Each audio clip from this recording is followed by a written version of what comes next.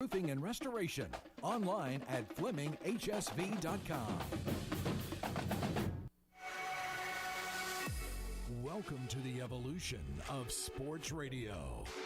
You see, in this industry, just like in life, everything evolves. Call 256-576-4977 to make your audible for the Blitz. Batman is playing Galaga. Thought we wouldn't notice, but we did. It's the Afternoon Blitz. Here are your hosts, Smokey, Captain Cool, and the Bandi Man. Hi, and I'm now.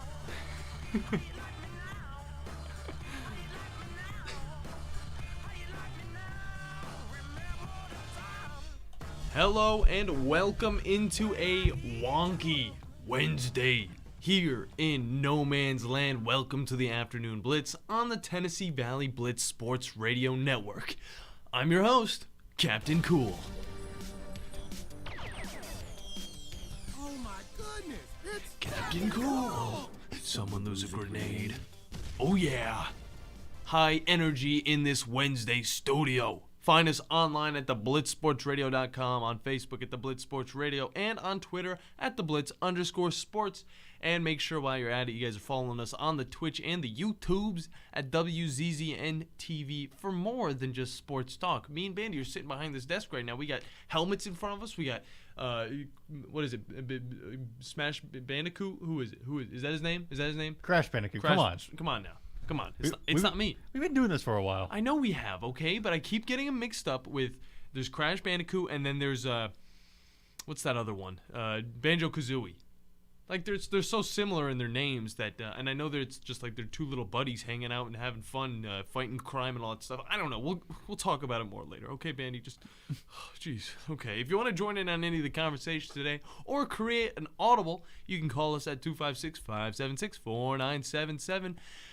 And this first hour is presented by Fleming Roofing and Restoration. Make sure you guys go talk to them if you need your roof fixed, if you need your house insulated, anything. They will do what you got, and you're going to need it because winter's coming and it's going to be a cold one. That's the main thing. That's definitely the main thing. And you're live hanging with the chillest crew in sports radio. To my left, the one, the only, Bandi Man Bailey Lowry. Crash Bandicoot. It feels good. That's his other name. And you know what? What? I think that problem from the headphones earlier this week is completely fixed. I hear ourselves loud and clear. I'm crisp. It does sound crisp. Yeah, as soon as I jumped on here, I was just like, hey, I'm so loud. This is how I should sound, you know? Yeah. Yeah. So it keeps me talking loud, and it also keeps me mindful of how loud I am because I don't want to be blowing out people's ears while they're driving down the roads, because it's just ridiculous. Yeah, exactly. I imagine us sounding crisp right now is all thanks to our always reliable producer, Smokey Mike Honcho.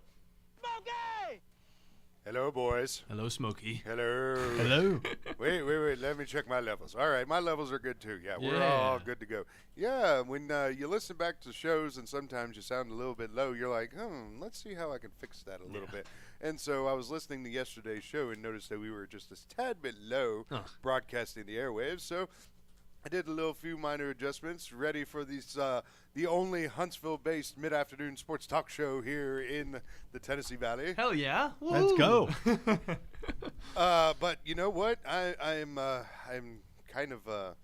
irritated. Oh no! What's got you all twisted up today? This fan right here. Oh no! This particular fan that ran onto the field in Santa Clara Monday night. Yeah. He's filed a police report. Oh, against the Rams? Against Bobby Wagner. Oh, what an asshole! Am I allowed to say? Wait. Am I allowed to? I don't think I can say that. Damn it, man! I don't think I can say. I can say ass and I can say comma hole, but I can't say them together. Okay, is that right? Technically on the stream. Damn! We still have limits, though. Hey, technically, we're still good. Yeah, technically we're still good on the stream. But watch yourself. I know. If I do that tomorrow, man, I'm out. Here's the flippant thing. I'm not even like. All right, so we on our sister station 97.7 The Zone, where Captain Cool and Bandi Man are going to be filling in for Tom Abraham tomorrow from 10 to 12. For sure. So take a listen to them, as well as I'm going to be filling in Friday for Tom with have a little Smokey in the Chad go on. But so back here we have this delay.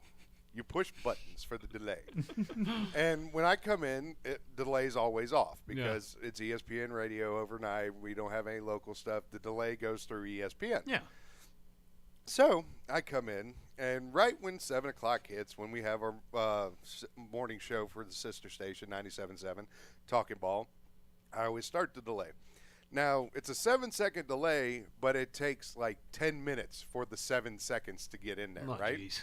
Yeah, it's nice and slow so nobody listening can actually really understand that there's a full delay going on. Mm-hmm. Well, this morning, the first phone call. Well, no, first phone call was from Grady the Greek, who's a 5th grader that calls in and predicts his scores and all that stuff. Are you smarter than that 5th grader? More than likely. Okay. To put him to the test. Well done with the show, though. Well, the show reference. Very well done. But anyway, so next call is a disgruntled Kentucky fan. And him and Drew go back and forth. By the way, you can listen to Drew DeArmond here on the Blitz from 9 to 10 in the mornings with the Recruiting Blitz. Oh, yeah?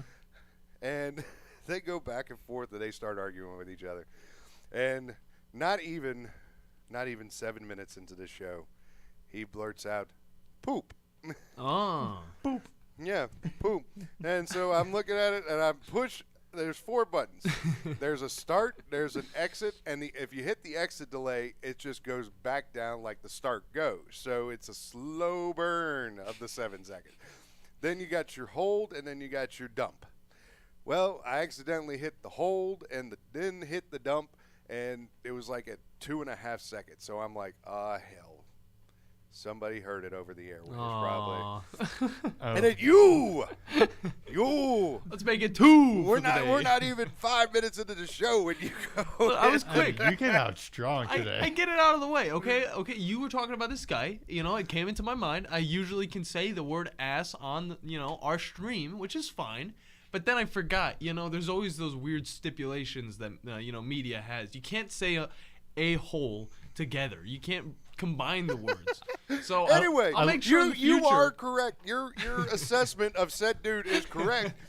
And I will go back to my assessment of the dude and reiterate what I said. Anybody that goes onto an NBA court, a football field, a wrestling ring, whatever, they deserve to get their ass handed to them if they decide to do it in a legal fashion like the dude did on Monday night. Of course. You go to a football field, you get hit by football players. You win in Rome. Yes. Of course. Do what the Romans do. Get destroyed by an amazing player. Exactly. You play stupid games, you win stupid prizes. Exactly. Why is Bailey Zappi trending? Bailey Zappi, huh? Bailey Zappi? Yeah. Bailey Zappi. He's in that one thing. Oh, no. Okay. Oh, that's why he's Bailey Zappi, the one that was back up to Mac Jones. He is. It's looking like he's probably getting the start for New England this weekend. Well, because Brian Hoyer's still out. Yeah. And then also going through the news of breaking news of people that are not going to be playing. Jonathan Taylor's ruled out for tomorrow for the Colts against the Denver Broncos. Dang. The Battle of the Horses going on tomorrow evening. And that just made my DF3 a whole lot easier for tomorrow because, I mean, Jonathan Taylor's gone. What the Colts got? Oh, they got Naeem Hines, and he is most definitely going to be in the lineup tomorrow. Okay. Because he was at a very good price. Yeah. Anyway, so we have a fantastic show today. Of course. After all of that hoopla at the beginning. It makes it interesting. It's all a part of the show. That's what it's all about. Coming up in the next segment, we got Brody Miller from The Athletic, who covers LSU. We're going to talk a little bit of LSU as Tennessee is going down to Baton Rouge. And 11 a.m. kickoff, going to get his thoughts on the 11 a.m. kickoff on LSU basically being a extra point away from being undefeated right now. Pretty much. That one thing against Florida State. Yeah. Just that one thing. But anyway, and then 3 o'clock we got our weekly talk with one Mr. R.J. White from Sportsline, which we will be talking NFL and NFL lines. So it's going to be a beautiful show today. And Captain, lead us away. All right. Well, today is. Oh, wait. Did I you didn't do the Twitters or social Twitters. Yeah. You usually run off with them. Damn it, I suck. You can follow us on Twitter. I'm at Rose Scholar. The captain's at CPT Cool 420. Bandy's at BLarry 2016. Yeah, there you go. The Blitz is at the Blitz_sports. And you did everything else, so we're good. Yes, now sir. lead us away. All right. Today is Wednesday, October 5th, 2022, and here's what you need to know in the Blitz today. Aaron Judge has finally done what hasn't been done legally since 1961. Yes, that's right. Judge has risen once again and smashed his 62nd home run of the season, jumping ahead of Roger Maris for the AL home run title. They were going up against the Texans, and I think we can all say thank you, Texans. This is kind of a quote back to Chad. Thank you, I said the Texans, dang it. The Rangers for ending Aaron Judge's, little screen time on all the other channels, even Cartoon Network probably. You were watching a little TV show in the morning. You get your morning cartoons. You get Aaron Judge as well. He pops up. He's like, hey, is this guy going to hit a home run? Who even is this dude? I don't know. But you know what? He just did it. And now hopefully we don't have to worry about it anymore, but I'm going to keep an eye on him because he still has a little bit to go before the season's out, and then they're in the playoffs. So it's going to be great stuff right there. Moving over to backup quarterback situations. I thought you were going to bring this up, Smokey, but you didn't, so I'm glad. Giants situation is looking pretty bad with both Daniel Jones and Tyrod Taylor being out. It kind of sucks for Tyrod Taylor because, he always kind of gets these opportunities to where he can finally show his worth. He's not a bad quarterback. He's a really good backup quarterback, actually. But, he missed his chance this time because he's out with an injury. And taking over the team now is possibly Davis Webb, which, if you guys remember him from California. Woo-hoo. Yeah, Davis Webb. You see some preseason football of this guy a few years ago. He's definitely a third-string quarterback. But hopefully, the Giants have a pretty solid team all around. So, maybe, just hand the ball off to Barkley and he'll be fine. But I don't think he can throw a ball. But that's just my opinion. Okay, he was pretty good in California, not in the NFL though. And we've only really seen him play in preseason games, so it's going to be interesting to say the least. Moving on, the Braves have finally clinched the NL East last night in a 2-1 victory over the Miami Marlins. If you weren't able to catch the game last night on our sister station, you can catch today's game on the Zone at 3 p.m., so definitely tune in to their final game of the regular season. It should be a good one. Those Miami Marlins may not look good on paper, but they've been doing a pretty good job of keeping these games interesting. Why are you hyping up this? Like Don't hype up the Marlins. Let me hype them up. The only thing that matters about this day-to-day in baseball is my daily fantasy play, which is starting in 45 minutes. Yeah. And the Judge. Yeah. Honestly, it's really just nothing else matters. It's a throwaway game, okay? They're just going to go out and have a little fun time, maybe drink a few mimosas before the game. I don't know. Yeah, it's Miami.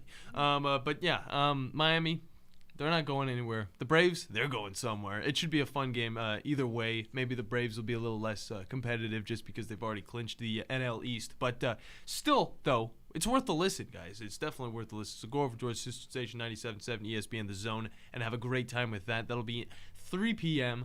That'll be halfway through the show, so you guys know when to leave us. No, I'm joking. You guys would rather listen to us than watch the Braves or listen to the Braves and the Miami Marlins on their last game of the season. But moving on. Oh, that's going to be on Zone 4. We can't. We can. We can say Zone 4. Okay, that's on Zone. Yeah. There it is. We just don't have. We don't say the S word. Yeah, go over to Zone 4 and have a nice little time with that. That's when you got to make sure you guys have the apps, guys. We have plenty of zones over there. And also get the Blitz Sports Radio app so you guys can listen to all the Blitz coverage, including Drew DeArmond's recruiting show as well as the Afternoon Blitz, and also some Army football stuff. And then moving over onto the gaming side of the show, we'll be talking a little bit more about Overwatch 2's shaky-ass launch. It was shaky. I was trying to get on all night, and I could not. And then a lot of bugs going on in the League of Legends preseason, as well as future possible Call of Duty sequel to a game that honestly makes me sick to even think about, and it's not the second Ghosts. Sadly. Yeah, we're not getting Ghost 2. We're not. I don't think we're ever going to get it, man. I thought it was a pretty good game. Multiplayer was pretty booty, but still. Campaign was pretty dog. In a good way, in a good way. We need more dogs. We need more dogs. Literally, though. That's funny, though, because Ghost, they implemented the dog, Riley, the dog. I need that sound. I need that sound bite. It's like next generation dogs. Next generation dogs. This is these are Xbox Series S dogs right here. They're very smart and intelligent. They really know how to follow their carrier. That's what dogs do, don't they? And moving on, at 2:25, we'll be talking LSU football with Brody Miller from The Athletic, as well as RJ White joining us from Sportsline at 3 o'clock to cover lines for this week's football schedule. RJ has been quite on it with all his picks, so if you're heavily into the game or gambling side of things, stay tuned for all of that fun stuff. Now, moving back over to this, okay? Moving back over to the guy who ran on the field. You're telling me he's what is he doing? He filed a police report. Okay, what's happening with it? What did he say? He just did it today, and TMZ put it out. If TMZ put it out, that means that it's not been fully developed yet. Of course.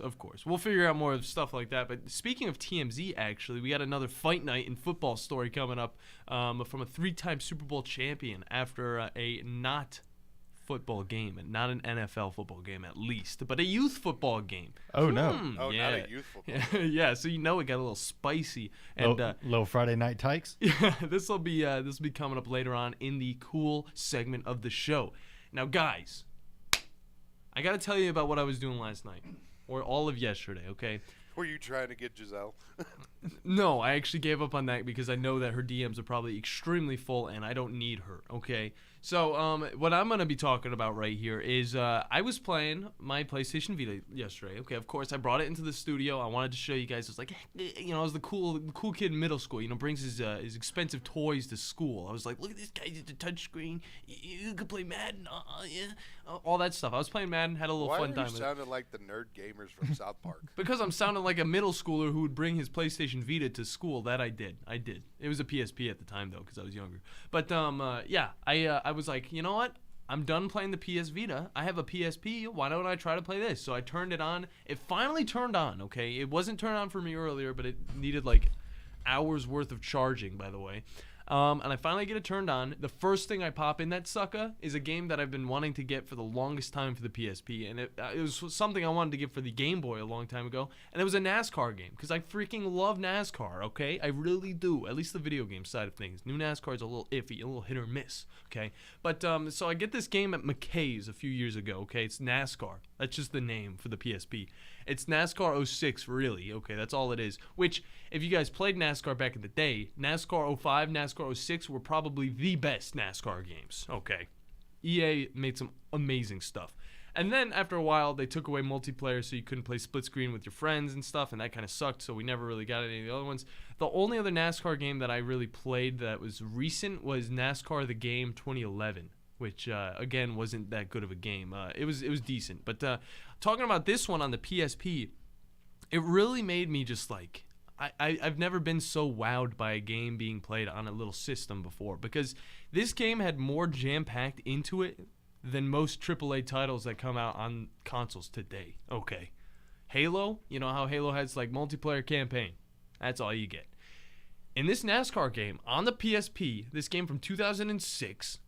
it is pretty much identical to the 2005 or 2006 games that were on the Xbox that had jam-packed features like customizing your own driver, okay? Which, if you guys played Madden, you can't make your own football player on the PSP. You can't even make your own team in the new Madden game now.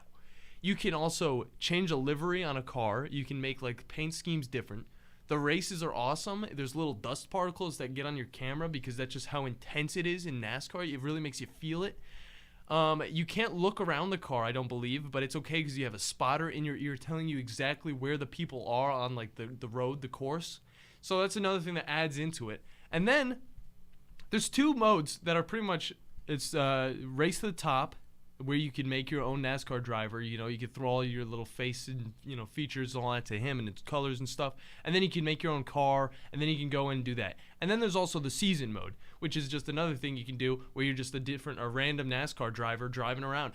These are the game modes that people want more of in these newer sports games that they're just not giving us. Okay, with Madden's a little shaky with what they give us. They give us the same thing they gave us from 2009, 17 years later. It's not even 17 years in the future, but it's going to happen, okay? It's going to happen.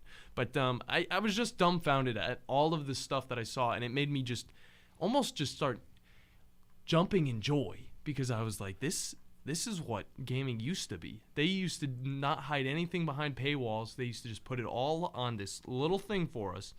and I think this was probably the best port I've seen from a gaming game or a sports game to a portable gaming device. Okay, Madden's great on the PSP. Okay, it's a little difficult. You can't super sim and all that stuff, which kind of sucks. The PS Vita Madden's kind of crap. It's kind of crap. I'll say that. I almost said something else. I don't need to get 2 strikes on the day. Isn't that right, Smokey? No more booty, man. Yeah, but I just wanted to let you guys know my experience with that, and I'll bring it in one of these days, maybe a fun Friday, and I'll show you guys what I'm talking about because it's quite legit. It is quite legit, and I'll show all the people who are joining us on WZZN TV on Twitch and YouTube. So you guys make sure you're in on that. And this just gave me an idea to do another Tough Talks video over something that I used to play with all the time, and I just kind of dropped because I was just so focused on that newer gaming stuff. So I was just, I thought maybe PSP, it's a thing of the past. I don't even use it anymore. I hopped on it yesterday as a 22-year-old man, and I was just like, this is making me joy. This is making me joyous. Yeah, I mean, I'm not going to lie. I say this because I just went back and played Pokemon Platinum again. Yeah. On my old DS, because, I mean, you know the real way I played it, but Yeah. Wink, wink. Yeah. But either way, I just kind of forget just how good and how much charm those old games really had. Oh, yeah. It made me... And how much progress has come since those times. And it's made me think, like, a second thought about maybe old games aren't that bad. It's just we've gotten so accustomed to this multiplayer, like, realm of video games, which you just get a certain amount of things and you go and have fun with it. We were spoiled back in the day. And now we're just, like, being regressed into these little hermits that play these games where it's just one multiplayer match. There's 3 game modes and we have a great time doing it just because we like to grind for some skins and stuff. No. I like to play a little bit of NASCAR, customize my stuff, customize my driver, and race against Jimmy Johnson. And I miss the old days of unlocking all the characters in Melee with my brother. Yeah. Like trying to do all the challenges. Like, oh my goodness, 100-man Melee trying to unlock Falco. You have to get 100 knockouts, and you only have 1 life to do it. Oh, yeah. Oh my goodness, those were really good days. Yeah. And then you still lost to Falco, so you had to do it all over again. Of course, yeah. So N64 was the best time to play that because I remember everything was so surprising to us. You unlock 4 characters in that game, and one of them includes Luigi. And it was just the best time ever grinding for those characters. But that's enough of my little rant about video games for now. We're going to take a little break. When we come back, we will be talking with Brody Miller from The Athletic about some LSU football. You guys stay tuned. You're listening to The Afternoon Blitz. Are you in the market for a recreational vehicle? Do you want to get out and see more of this beautiful country? Well, imagine hearing the laughter of your little ones enjoying gooey s'mores by a cozy campfire and making lasting memories with your friends and family from the comfort of a new camper. We can make your dreams come true at Hall's RV. With over 15 years in the camping business, we know how to get our customers into the perfect camper. We have several models and floor plans here for you to choose from, both new and used. We're family-owned and operated with fantastic deals and great service. Everyone wants to work with people they can trust, so come on down to Hall's RV and get the deal of a lifetime. We'll treat you right and get you on the road in the camper of your dreams. Visit us on Highway 431 in Albertville. Hall's RVs, where we sell fun. Or see us on the web at www.hallsrvsales.com. Bailey Custom Boats. We knew our boats were special when we would stop at any outdoor store to stock up on supplies for a boat trip, only to come back out to the parking lot and see people standing on and around our boat and a confused sales rep telling them it's not for sale and they don't even have that type of boat. Fast forward a few years, and now you can buy your very own one-of-a-kind Bailey Custom Boat.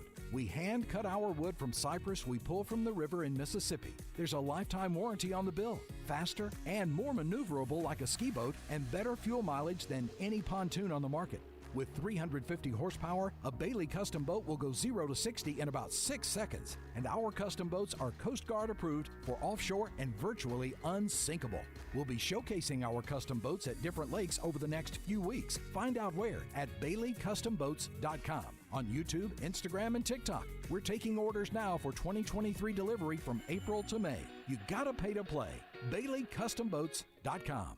AVIQ. Who is AVIQ? AVIQ is audiovisual the intelligent way, where we put our IQ to work for your AV needs. With more than 100 years combined experience in audio, video, and automation, our team of experts is dedicated to one thing, helping you discover technological solutions that make your home special. Once you experience a game or a movie on one of our state-of-the-art home theater systems, you may never leave the house again. AVIQ can build the entire system for you or provide the quality components if you're a do-it-yourselfer. But AVIQ is more than just home theater and state-of-the-art sound systems. We offer a variety of control options for home technology. Energy efficiency, heightened security, and improved quality of life are all attainable through the automation of home systems. Intuitive and user-friendly control is our main priority in designing a system that meets your needs. Don't just take our word for it. You need to see it to believe it. Come visit us at our state-of-the-art showroom on University, just east of Jim and Nick's, across from AT&T, or visit aviqhsv.com. Okay, Sarah, I'm dropping you at Emily's, and Josh, you're going to soccer, right? Yeah. Yep. Oh, and by the way, when I pick you up, I'll be wearing my short shorts. What? No! Yep, me and my short shorts doing my daddy dance. Your friends will love it. No! Well, I might change my mind if you buckle your seatbelts. Okay, we're buckling up. See, all buckled. Whatever it takes, keep them safe. Never give up until they buckle up. A message from the National Highway Traffic Safety Administration and the Ad Council. Visit safercar.gov/kidsbuckleup for more information.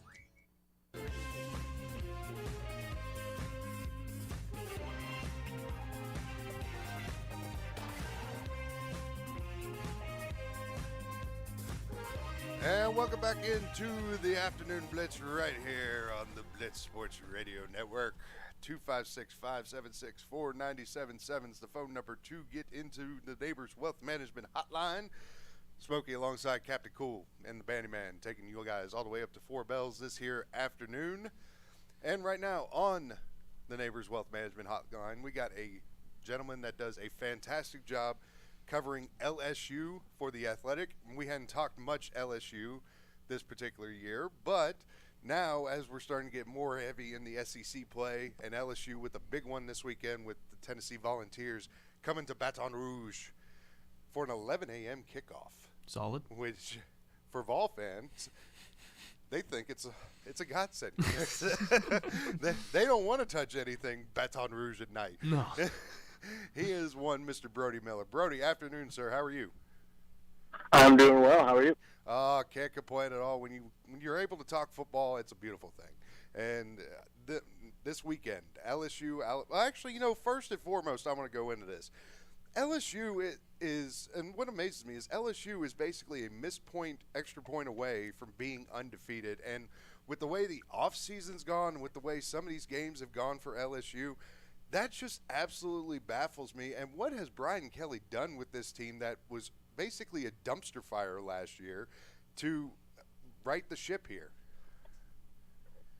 Yeah, I think the first place you have to start with that is just kind of the organization and accountability, the little things that aren't maybe as fun on paper, but I think that's the stuff that really had to get fixed after the others run there. I think a lot of that stuff was just really messy, and there was a lot of players, not playing up to their potential or just kind of getting in trouble a lot, things like that. And I think that's the stuff that these first 10 months that, might sound corny, but that part you actually can see the difference of just, guys in better shape than they've been their whole life. I mean, this is the best conditioned LSU team I've seen in a few years or I don't know, just guys on the field, quite frankly, stuff like that. So I think you start there. That's the stuff that really feels different.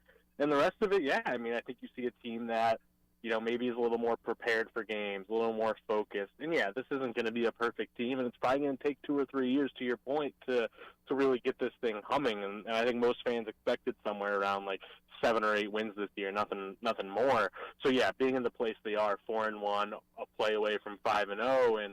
And I think a lot of fans, they're not, psyched about how the season started, but I think they just feel a general sense of optimism. Yeah, I mean, just that the team is right now just in a good position and on a good track for the future. And I think that really starts with the defense because, in my opinion, this might be the best defense that Tennessee has played so far this year. And how do you think that matchup is going to play out game time? Or, what do you think? What's the key point on defense that is really going to influence whether or not Tennessee can really move the ball? Yeah, I think LSU does match up well in some ways, for sure. I mean, I think on the defensive line, LSU's D-line is up there with the best in the SEC. It's been really good at containing the run game. It's got some fantastic edge rushers like B.J. Ojolari, Harold Perkins, Ali Gay that they can get after Hendon Hooker, and I think that's a key thing. I think the thing that I'm most fascinated by, though, is LSU's pass defense in general has been very good, but what keeps happening is against Jordan Travis at Florida State and now against Robbie Ashford at Auburn was they would scramble a little, which, hey, that is what it is. But then when they'd scramble a little, you'd see coverage kind of maybe creep up on the quarterback, maybe try to make a play and then have a huge coverage bust. That's where the mistakes have been. And if there's anyone I trust to just absolutely take advantage of that if it happens again, it's absolutely Hendon Hooker. So that's kind of, I mean, I know it sounds like a specific thing, but I'm watching that. How does LSU contain Hooker and how do they stay in coverage if he does get his chance to scramble around? But yeah, no, the secondary surprised me with how well it's generally contained, and they're creating a lot of havoc up front. So I think that's what really stands out. So speaking about quarterbacks, Jaden Daniels has a little bit of knee pain going on, and he's still set to play this week. But how's he been looking in practice, and how's this going to affect the game this weekend? Yeah, obviously when you have a knee thing, you're always going to wonder if he's going to be the same kind of electric quarterback, because if he's not, he is not really what you're signing up for. I mean, his passing issues have been pretty well documented this year where, LSU threw for 5 second-half passing yards against Auburn. Or, I think in first half against Power 5 teams, LSU's averaging like 60-something passing yards a game. So they're really not that productive of a passing offense right now. On the other hand, they keep thriving in second halves and passing at Florida State, Mississippi State. So maybe there's something they could figure out there. But if Daniels, so much of this offense it's not the best offense. They've been kind of functioning on Jane Daniels sometimes just making a play. And I'll never assume he'll be 100% when you're coming off something where he himself said he couldn't have played the rest of that game Saturday. But all indications are he's going to play. And I guess the wrinkle up the sleeve is, do they give Garrett Nussmeier more reps this week to see if he's ready in case he's needed? I'm not sure. But, yeah, that's a huge thing to watch. And speaking about the passing game, is LSU doing anything to open up that game a little bit for Jaden Daniels, since he won't be as elusive as he usually is? But will LSU be doing anything different this week in the passing game to kind of just open it up, spread out the field, and get the ball to wide receivers? Yeah, I mean, obviously, I don't know kind of what their plans are or anything. Not exactly. Like that, but yeah, no, I he's think not like the media. there's been a pretty strong push for, everyone involved kind of to step up. Because if you look at that Auburn game, every piece of it was kind of problematic. Jaden Daniels was missing some throws and was not decisive enough. Like, he would not make a tough, decisive throw when it was there. And, the offense, Mike Denbrock, an offense coordinator, he's probably not doing a good enough job of setting these receivers up to succeed and getting guys open and getting more creative. And on top of that, the receivers dropped 6 balls. And a lot of them were, 50-50, but still. And I think all of those things come together. So I think Brian Kelly will tell you the number one thing he's looking at is Jaden Daniels just needs to be more aggressive. And it's been clear through all of these games that he hasn't thrown an interception this year. And, hey, man, that's a huge victory. But he's trying not to make a mistake, and he's not, if the guy's not clearly open, he's not going to throw the anticipatory pass. So I think what Kelly really wants is, man, just be confident, make those throws, because, he only has 18 throws of 15-plus yards downfield this year, and that's ridiculous. And even though he's only 6 of 18 on those 18 throws, they're averaging 3 yards more per attempt on those throws. So it's like, even when they're not hitting them, it's just proof that it opens up the offense so much. So I think that's the main thing you have to look for. Brody Miller from The Athletic on the Neighbors Wealth Management Hotline with us. You can follow him at Brody A. Miller on Twitter. And Brody, I'm full disclosure, I'm a Vol fan. I am one of those crazy Vol idiots that a lot of people like to say. But seeing this 11 a.m. kickoff gave me a good sigh of relief, because the last thing I want to see is Tennessee try and take on Baton Rouge at night. And so how big of a disadvantage is this for LSU not disadvantage, but how much does it negate it being an 11 a.m. kickoff, or is the feeling around Baton Rouge like, you know what, we don't care what time we play. We're going to go tailgate at 6 in the morning. We're going to get sauced up, and we're going to get ready to go at 11. Yeah, there's definitely some frustration and disappointment for sure, from administration down to fans and shoot, even coaches being kind of frustrated about like the recruiting hiccups that creates. But yeah, I don't know if it's like I think this is a 4-point swing or anything like that. I don't know. It's a good question, but I do think, and they've sold out the game. That's a good sign, I guess, that there will be a solid crowd. But there's no denying that it is a bit of a deflating thing of the heat's bearing down on people, and it's just a less of that night. Like you said, that night game at Tiger Stadium. There's an electricity. There is a just pure intensity, and even though day game's probably going to have a great crowd, first top 25 game in a few years here at Tiger Stadium, but still, it just might be a little more muted when it's 11 a.m., sun's beating down, and people aren't quite as lively and drunk as maybe they would be for a 6 p.m. kickoff. Oh, don't underestimate the power of an SEC campus on game day. I was about to say, it actually kind of leads into mine because from all that I've been reading about this matchup, it just seems that LSU is just going to be – it just might be the matchup to finally give Tennessee that challenge to maybe give them the first loss. But when I'm still looking at the spread of the money line, it's still got Tennessee favored. And despite all that I'm reading, which is saying LSU is going to be the one to do it, is there something you see about this matchup that might be keeping that money line or spread in Tennessee's favor? Yeah, it's a good question. And to your exact point, I mean, I think it opened at 4 and within hours was down to 3. So I guess you are right that there is some movement toward LSU. I think you have to, at the end of the day, it's like this weird thing of I think all of the specific matchup stuff that I think we all agree on does make it seem like this should be a really close, even game. LSU should be able to defend the pass pretty well. Tennessee's weakness helps LSU's weakness, all that stuff. But I think a lot of it just at the end of the day is if it's tight, who do you trust more? You trust Hendon Hooker more. You trust, a Tennessee offense that has proven it. Because say LSU's in it because it's a high-scoring game. Well, shoot, who do you trust more in a high-scoring game? Tennessee. And who are you going to trust more in the fourth quarter if it's ugly and tight? Probably still Tennessee. So I think it's just a lot of probably public thinking, right? And public just who do you, Hendon Hooker's better. But, yeah, I do think there's a lot of LSU just kind of needing to prove it because that sight of how bad the offense was against Auburn is so fresh in people's minds, even though they played pretty well against Mississippi State. So you don't really know what you're going to get. Yeah. And one thing that would help them be able to shut down the offense of the Tennessee Vols is keeping Hendon Hooker in check. And that leads me over to my next question about how has LSU been against a lot of these mobile quarterbacks? Have they been able to kind of keep them in check, or against the Mississippi State, have they been able to run a little bit around them? Yeah, I think that's kind of back to what I was talking to at the beginning of. Robbie Ashford is not particularly a great quarterback at Auburn, but he was able to.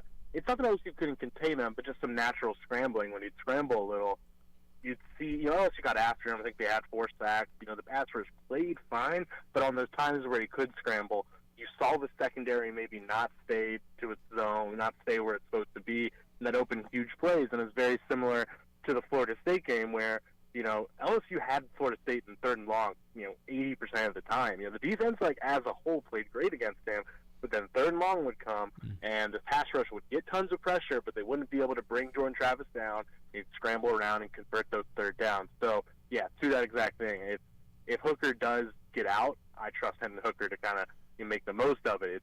I think it's really in a lot of ways going to come down to Cambisio Ojulari and that really great defensive line actually bring him down and not let him get that scramble. And can the secondary stay gaps now? Because, when you play Mississippi State where they're playing more of a pocket passer's not going to move around, they had a field day. I mean, they dominated Will Rogers in that offense all night, but they have had some tendency to struggle with scrambling. Brody, final question for you, and this is one person that I have seen that has been, he's being talked about all the time because of how talented he is, but him and Brian Kelly just seem to not look at things eye to eye, and that is one Keyshawn Butte, who is not even over 100 yards for the year. You could tell the frustration with the Florida State game between these two, and I know it's going to, if they're able to smooth it out, Butte is going to come out and have just a monster game one of these days this year, and I'm one that's looking at this particular game right here, seeing a Tennessee secondary where the advantage for them is to go after the quarterback. Their coverage is a little bit iffy. And so could this be a particular game where Keyshawn Boutte just flat out dominates? Yeah, it's tough because it's not even – I wonder how much of these struggles are related to one scheme. Like, are they just – I think to some extent they're just not doing a good enough job of scheming him open and giving him opportunities.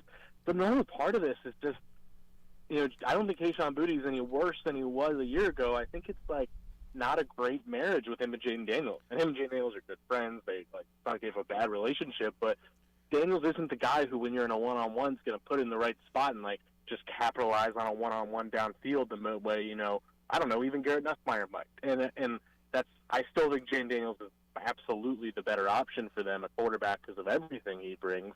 But maybe it just isn't conducive to what getting the most out of Keyshawn Boutte represents. But I think that's a large part of it. But absolutely, and also it's worth mentioning he's getting double covered a lot. That's setting up, Malik Neighbors to do so well, or Brian Thomas to do so well. So it's always like 5 things working in tandem that leads to the situation. But there's no doubt, man. It's a thing. It's a storyline.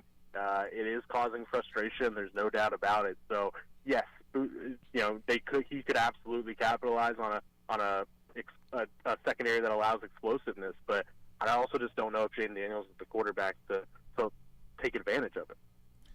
Brody, let the people know how they can read your work and follow you on the socials.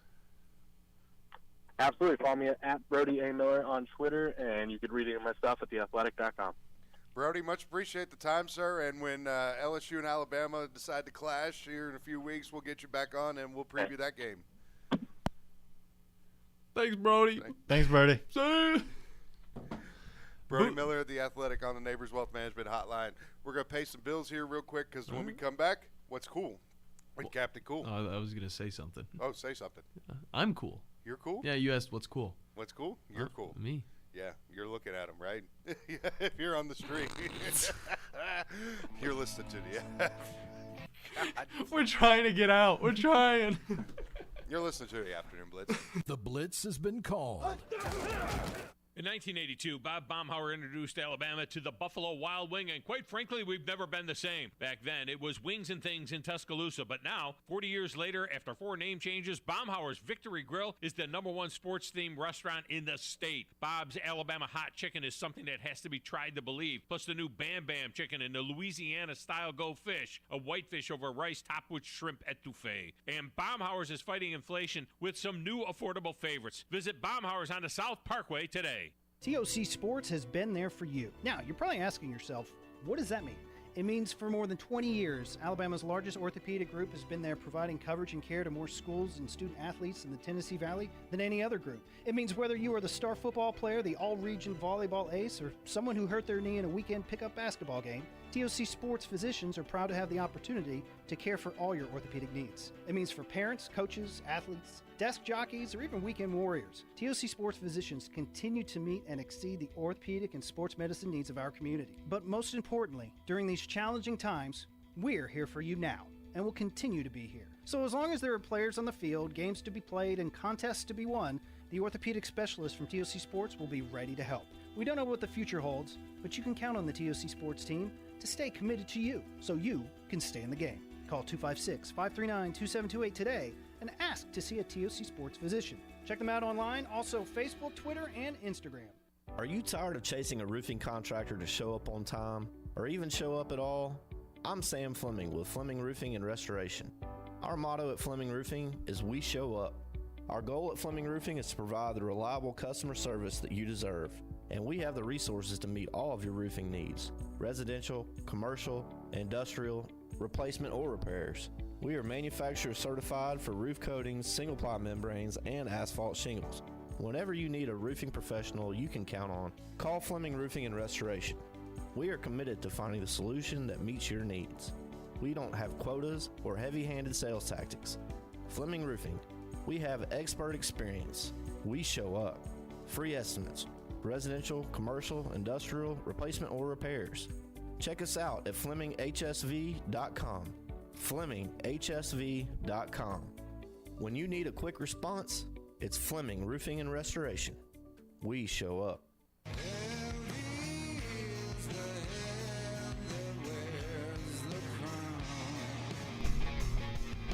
Oh yeah. Hello and welcome back into a wonky Wednesday here on the Afternoon Blitz on the Tennessee Valley Blitz Sports Radio Network. I'm your host, Captain Cool, alongside Bandi Man Bailey Lowry and the Smokey Mike Han Show. If you guys want more of us, make sure you guys got the apps. You guys can play them all you want. I'm gonna keep talking, guys. I won't get distracted by these. Oh, I'm coughing. Right. You guys are making me choke up a little bit now. But if you want more of us, make sure you guys have the apps downloaded, both the 97.7 ESPN, the Zone app, and the Blitz Sports Radio app. They're on Apple and Android devices. And make sure you're following us on Twitter at the Blitz Sports or Blitz_sports, because you'll get all the information on when we're gonna get live and all that stuff. And you can watch us live actually on stream. You can see our beautiful faces. But guys, we got a little bit of a fun story today. Okay, I knew it could probably only squeeze in one. Okay, so I squeezed in this one. All right. A former football player got in a little bit of an incident. You know, he's doing some coaching for some youth football. You know, a great guy, good job in the community. You know, doing some good stuff for the kids. But yeah, something went a little awry this past. Bailey, take it easy, man. This past week. That one snuck up on me. This past weekend, some stuff went awry, and that's all coming up on What's Cool. It's getting hot in here. Hot in. So hot in here. That's a spicy meatball. So it's time to cool down with Captain Cool. You know what cool is? Blunt. You're looking at. That's right. All right, you guys know what? Professional football players haven't really been fighting too much, okay? Not on the field, at least, all right? And it really makes me just a little sad, because all this good behavior means there's less fighting stories to talk about. And you guys know I like to talk about a lot of fight night stories, not in, the actual sports that do the fighting, but in the sports that it's interesting to see the fighting, because it's like, that's not supposed to be there. I'm not talking about hockey. I would talk about soccer. You guys know I would talk about some soccer, some clotheslining, some refs, because I've done that. I've touched on that before. But right now we're going to be talking about a former football player and his behavior as a coach for a youth football team in Arizona. Now, stop me if you guys know this story. I don't know if you guys do, but we're going to get into it, all right? Now, we all know LeGarrette Blount, okay? LeGarrette Blount. Or Blunt, however you want to say it. I usually just say Blunt, but I know he's got an O in the name, so it's a little bit different. And he was kind of like the Kimbo Slice of the NFL for a few years, and in college. I mean, am I wrong to be saying that? Doesn't sound like it. Nobody's saying anything, so... I don't know enough about him in college to disagree with you. Well, you might know about this little story that he had back in the day, and it was on live television. Great stuff right here. But anybody who crossed this guy's path, you better watch out, because he's got a right hook that'll send you into next week's game, okay? All right? And the scuffle that you might know him from is actually whenever he was in Oregon, and he punched a Boise State player straight up in the jaw and knocked him out right after the game. Now, it was an upset. So, I mean, I would be upset if I was Oregon and we just lost to Boise State. But, yeah, it was a solid punch to the chin, and it knocked this guy straight up out. Okay?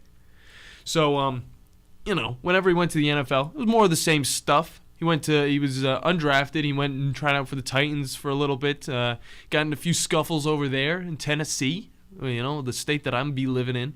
And just kind of went on from there, a little bit of scuffles here and there throughout his 9-year career. And recently, this is from TMZ Sports, by the way. That's why I'm glad I could bring this up, because there's TMZ information we were learning earlier about the guy who ran out on the field the other day. But yeah, TMZ showed the 3-time Super Bowl champ throwing punches at a youth football game last Saturday night in Arizona, okay?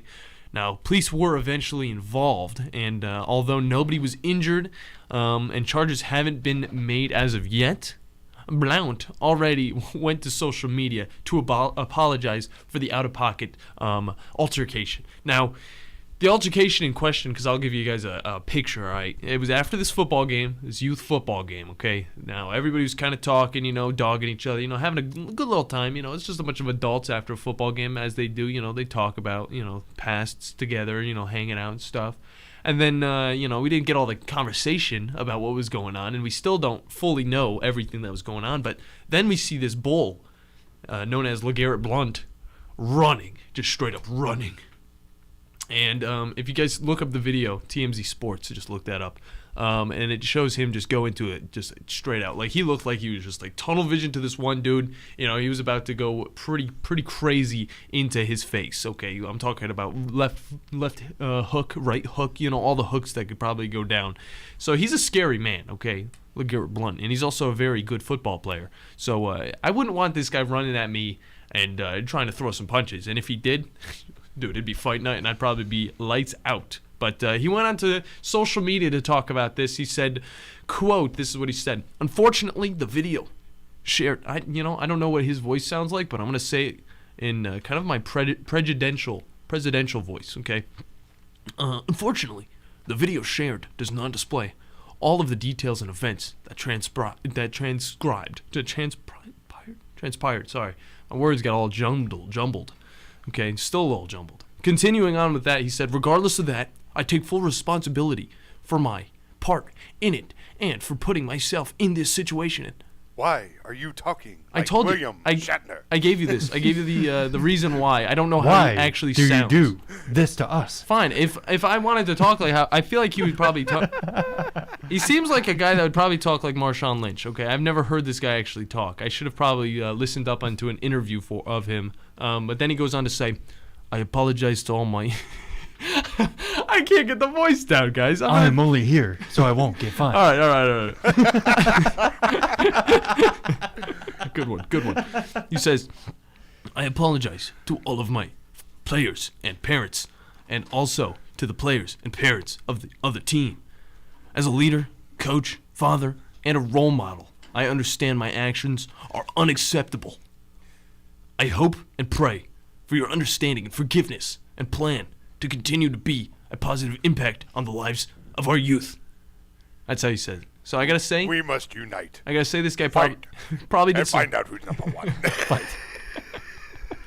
Fight to the death. Honestly, put on some gloves. Go to freaking town on this other coach. That's who I think he was going up against. But yeah, it was a pretty scary little course of events. But he went to social media. He probably had some PR classes back in the day, because this is actually a pretty solid apology comment. But the thing is, man, I mean, without the NFL and their protection that the NFL gave to him to be able to throw some punches, be a little aggressive and stuff, get out that anger, I'm scared that soon, if this man keeps this stuff up, because I don't know how far this is going to go. I don't know if he's going to get arrested for any of this stuff. It's just a little scuffle, little skirt, I mean, maybe next time, if anything like this happens to him, he might be getting a little bit more than just a little fine, as the NFL does. This man might be getting some actual time. So, moving on from this, it puts the question. Time, you say? Puts the question on, like time in jail, Like time? Yeah, like time. Well, that's about the perfect time to let you know that we've got a poll question out on Twitter. Oh, perfect! Woo! Where's the clap? I felt like a clapping sound, like everybody clapping would go well with that. But tell them what the poll said. The poll question, speaking of going to jail, is about the fan that filed the police report on Bobby Wagner and what should be done. It's a full circle here. Here's the three options for that. Bobby Wagner should be punished. Has 0. Okay.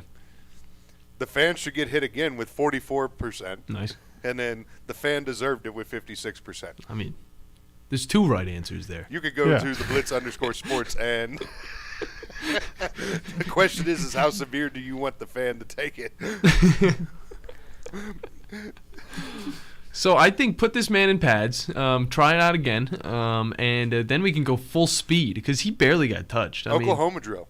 Yeah, Oklahoma drill. Yeah. With some of these big football players, then he learns, maybe, you know what, the NFL, the stadium probably isn't for me. I should probably stay in the crowd, thinking about the pigs in a different way, if that's what he was actually trying to protest, Was he trying to protest pigs? Was that for sure?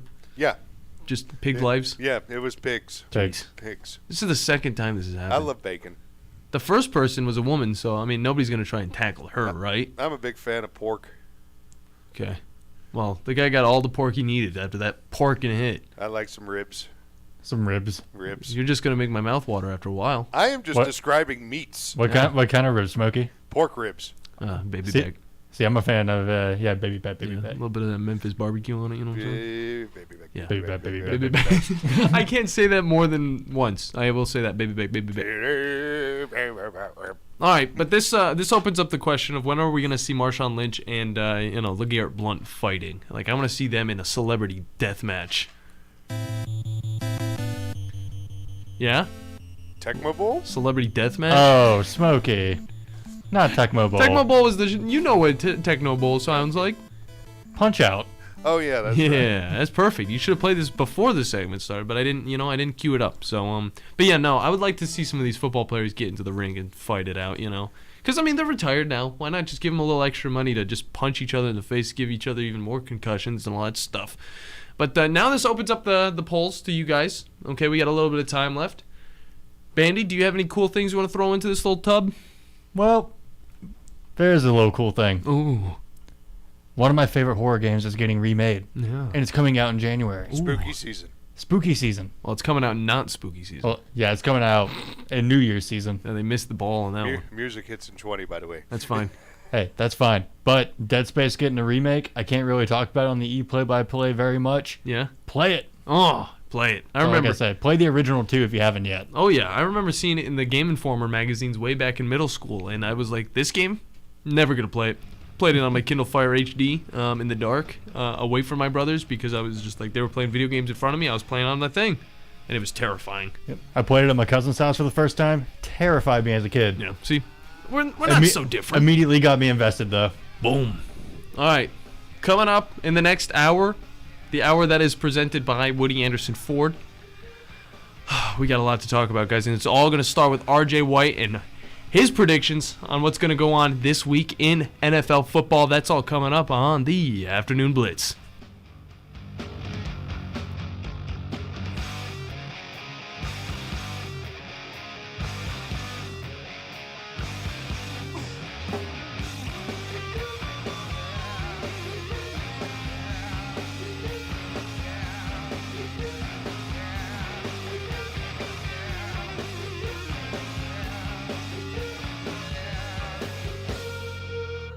Are you tired of chasing a roofing contractor to show up on time or even show up at all?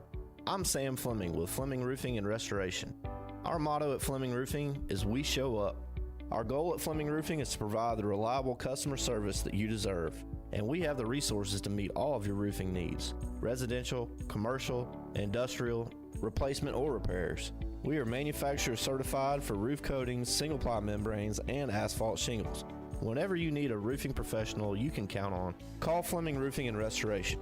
We are committed to finding the solution that meets your needs.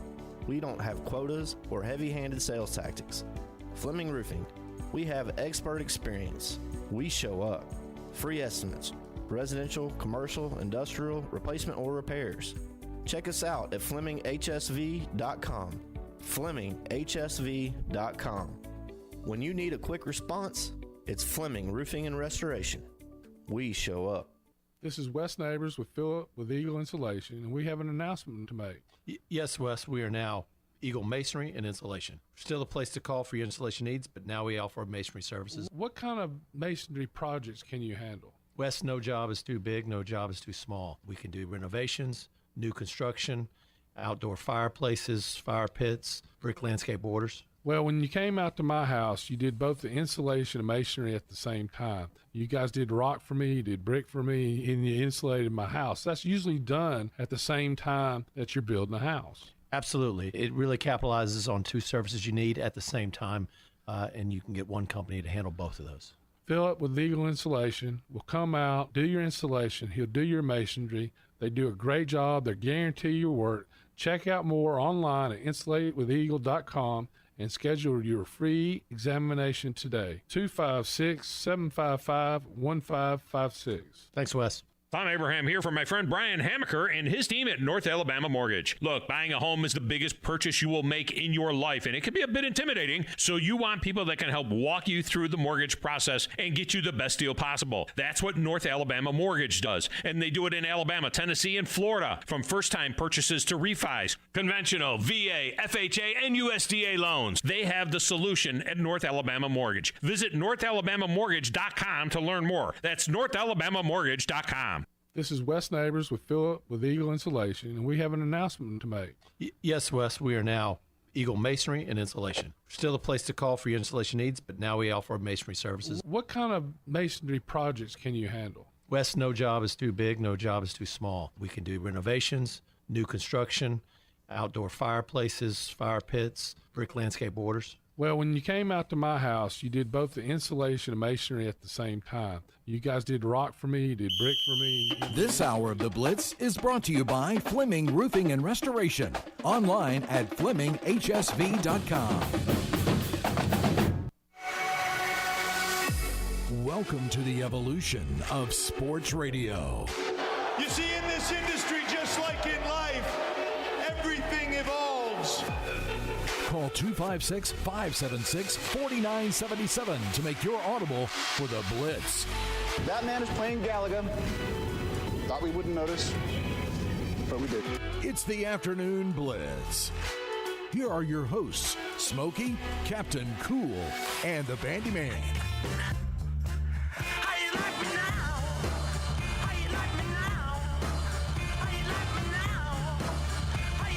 Hour number 2 is live here on the Afternoon Blitz.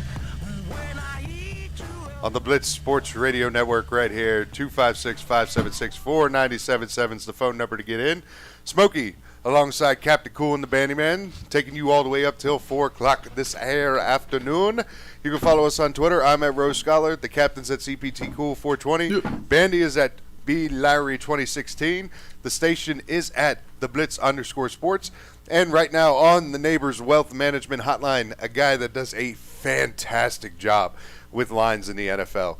This man is a wizard. He is the top guy right now for Sportsline in the NFL on making the money. He has made people over $1,200 in the first 4 weeks of the NFL season. It's a beautiful thing. Absolutely beautiful thing. He is one Mr. R.J. White. R.J., good afternoon, sir. How are you? I'm doing great. How you guys doing?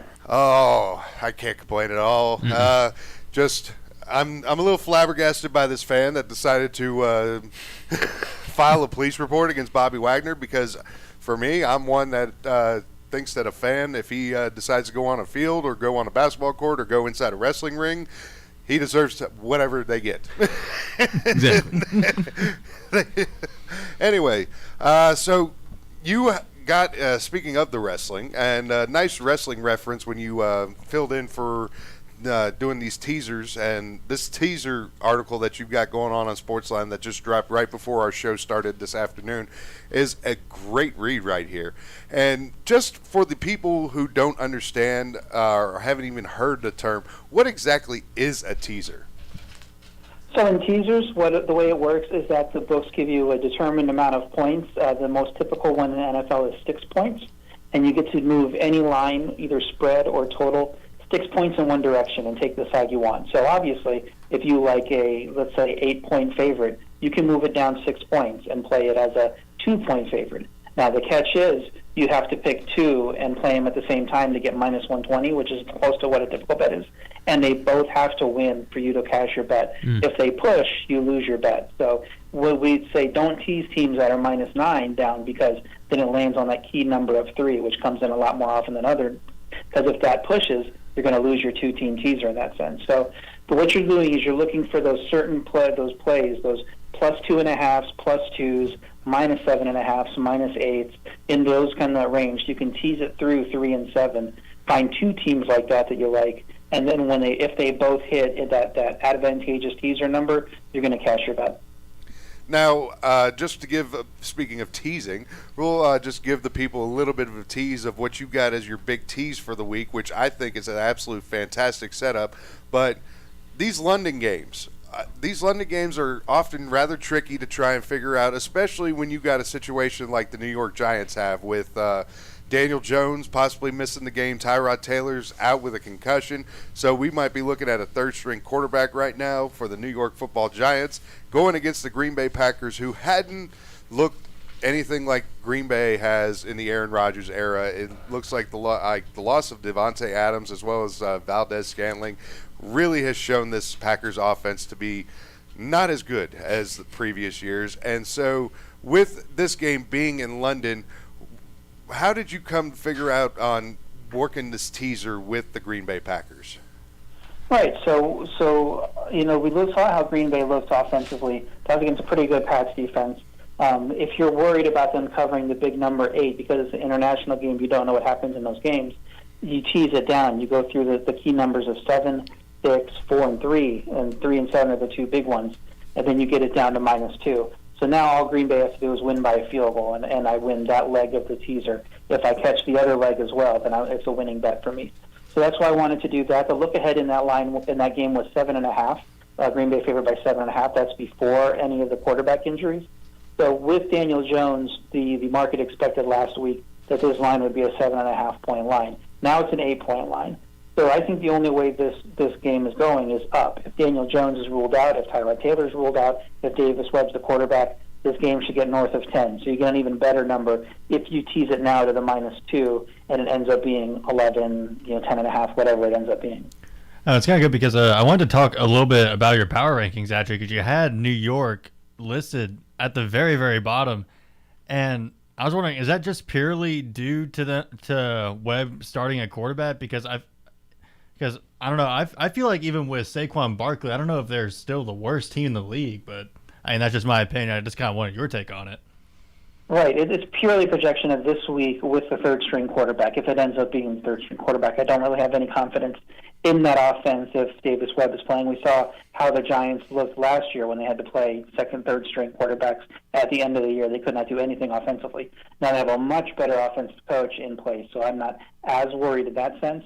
But if you know the ball's going to Saquon every play because the quarterback can't do anything, they have all those injuries at receiver, it becomes pretty easy to take that guy away, stack the box, and just focus your defense on him. So it's really problematic. I was thinking about if I put them on a neutral field against Chicago with Chicago's first-string quarterback, which team am I making favored in 60 minutes? I know they just played. And I would make Chicago favored in that situation if we knew that going into the game. Now, we saw how that game played out. They were still able to move the ball. Chicago just played terribly in that game. But I think right now, if you're only looking at this week and it ends up being the third-string quarterback, the Giants are the worst team for me. If Daniel Jones gets cleared, I know there's some optimism about his injury status and his practicing on Wednesday, then they go back to being, a not great team, but definitely not worst in the league, somewhere in that 20 range.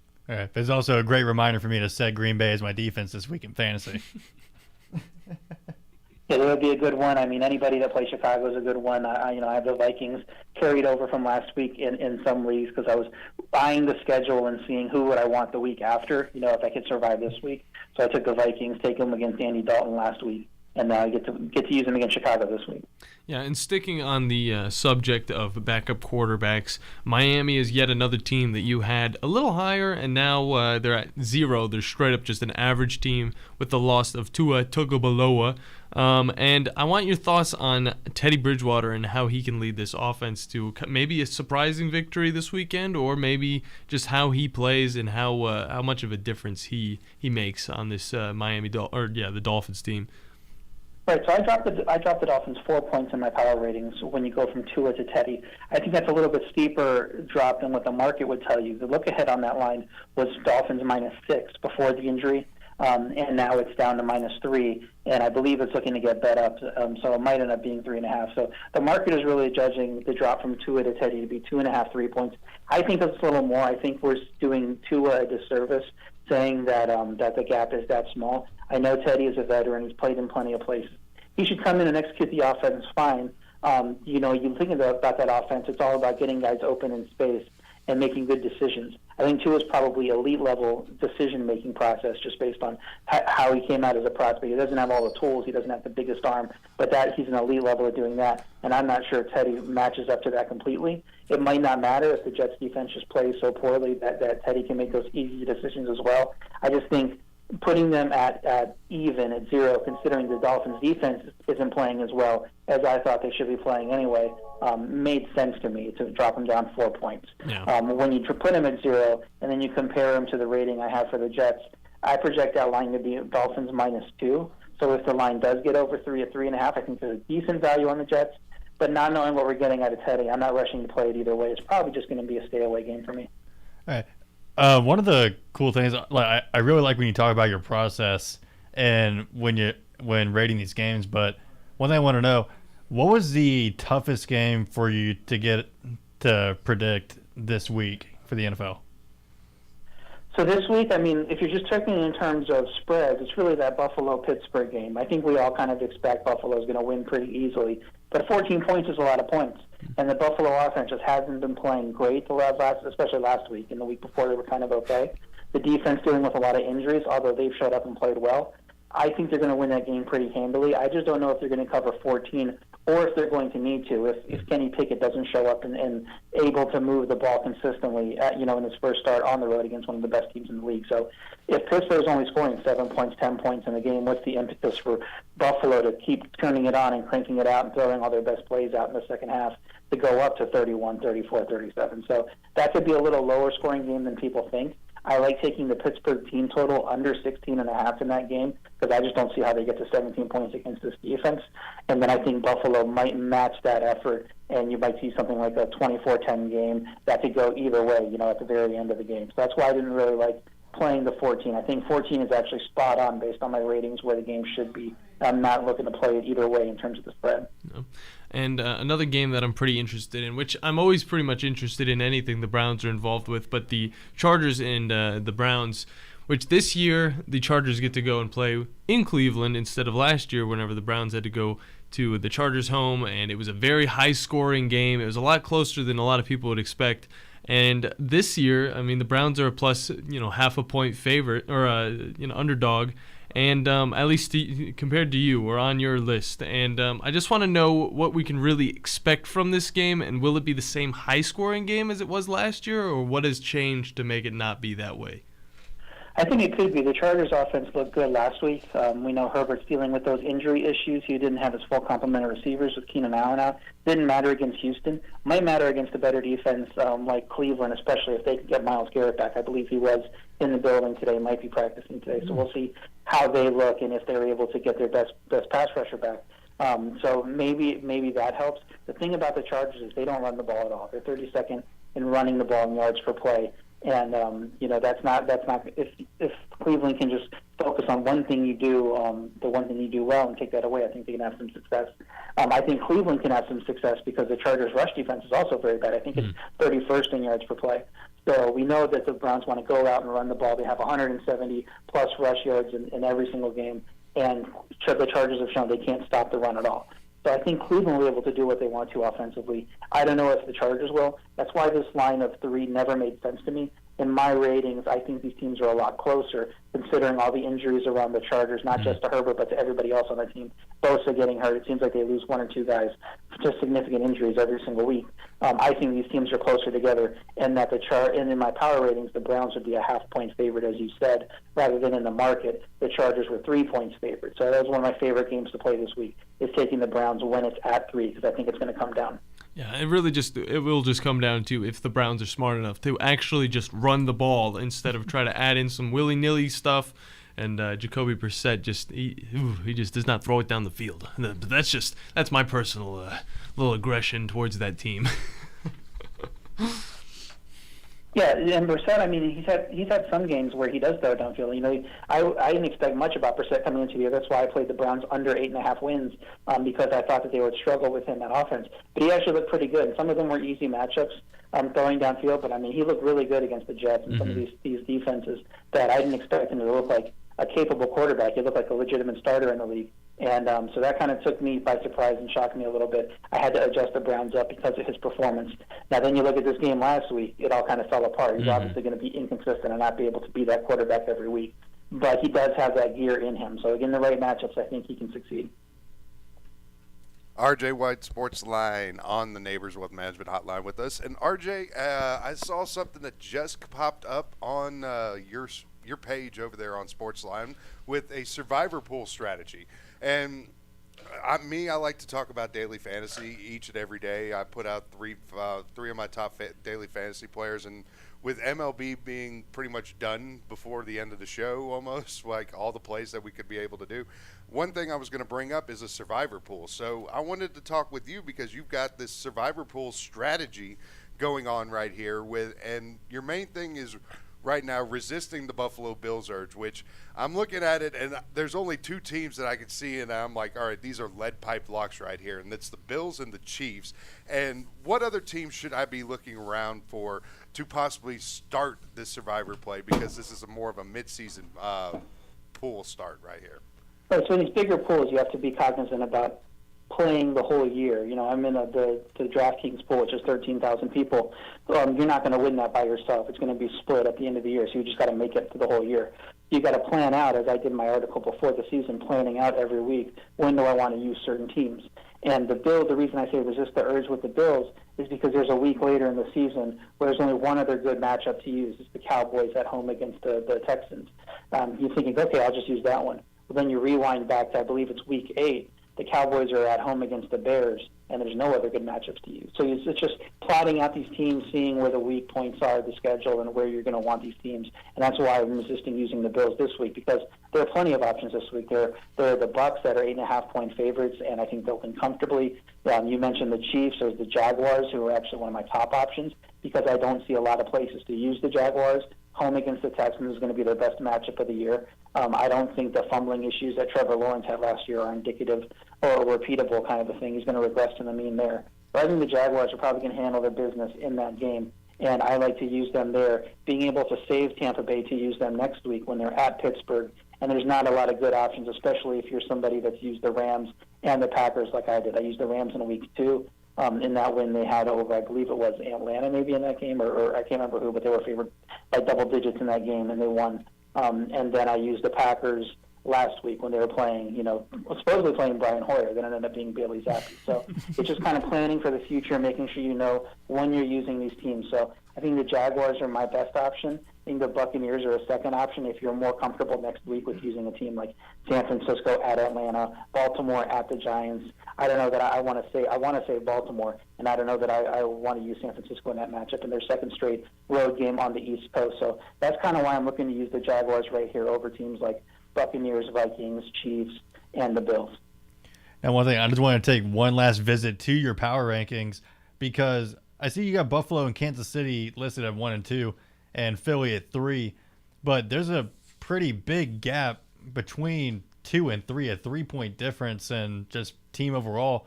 I just want to know, what do you see in Buffalo and Kansas City that separates them so much from the rest of the pack?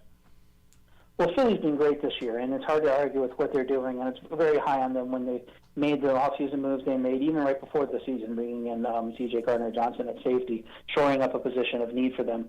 So I've been high on them, but this is new to the Eagles. They weren't this team last year. There's Jalen Hurts. I like him as a quarterback. He's not at the level, obviously, of a Josh Allen or a Patrick Mahomes yet. So I think that putting the Eagles on that level of the Bills and Chiefs, two teams that have done it for several years, cream of the crop, everybody's Super Bowl favorites coming into the year pretty much. You can throw the Bucs in there too. But I don't think that the Eagles have done enough longevity-wise to put themselves in that class yet. So I don't have any issues at all, any doubts at all with Buffalo and Kansas City. And I think we'll get there eventually with the Eagles, and I'll keep moving them up, and they'll get near that tier. It's just after 4 weeks, it's a little early to just say, okay, they're as good as the two best teams in the league, that have been the two best teams in the league over the last 3-4 years. RJ, let the people know how they can follow you on the socials and get your work. You can follow me on social at RJWhite1 on Twitter, where I tweet a lot of my Sportsline content and a lot of commentary during the games.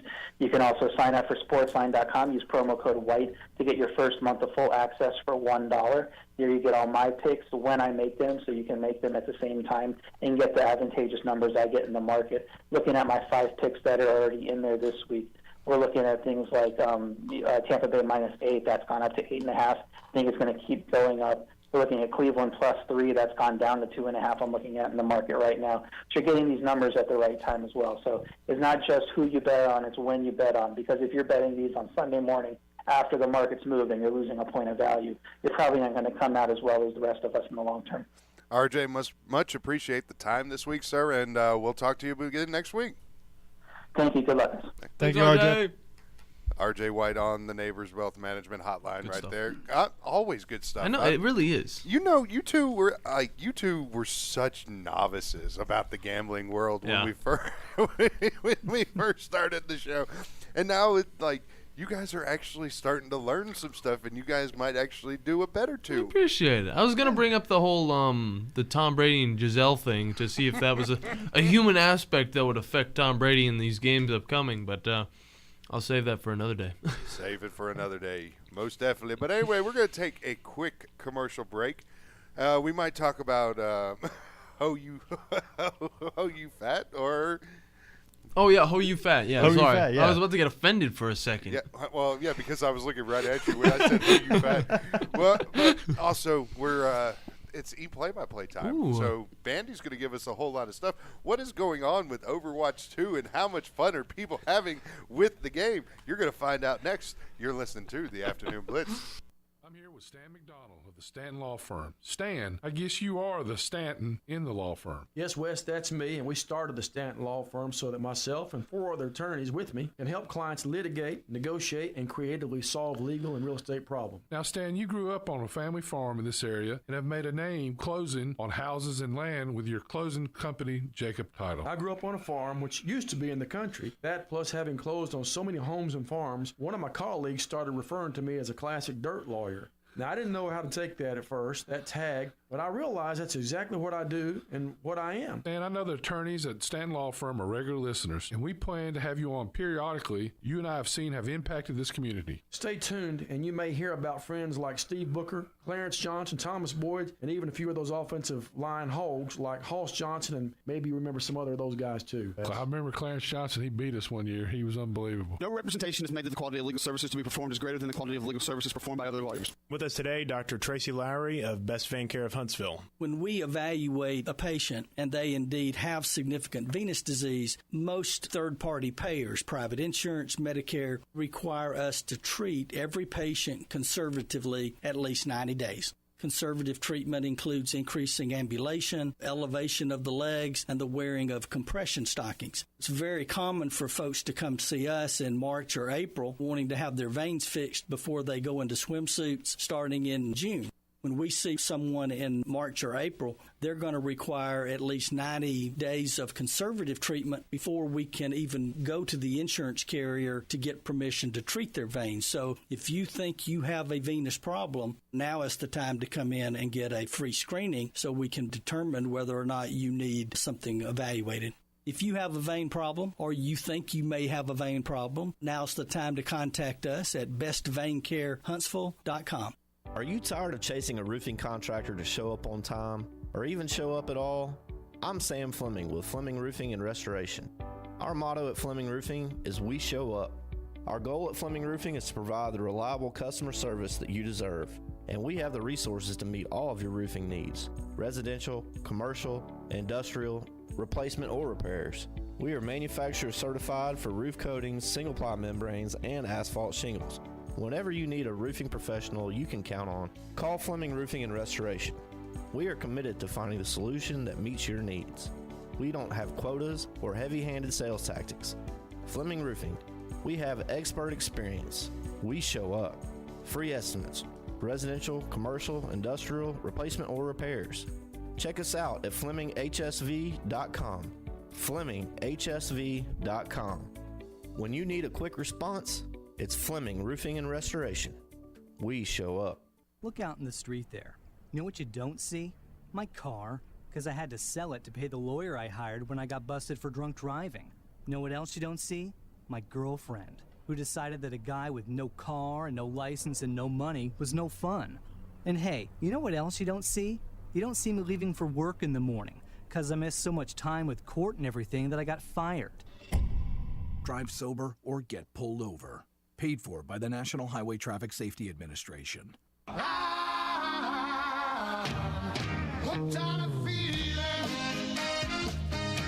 Hello and welcome everybody back to the afternoon Blitz here on the Tennessee Valley Blitz Sports Network. I see what you did there, Bandi. Oh my God. I see exactly what you did there.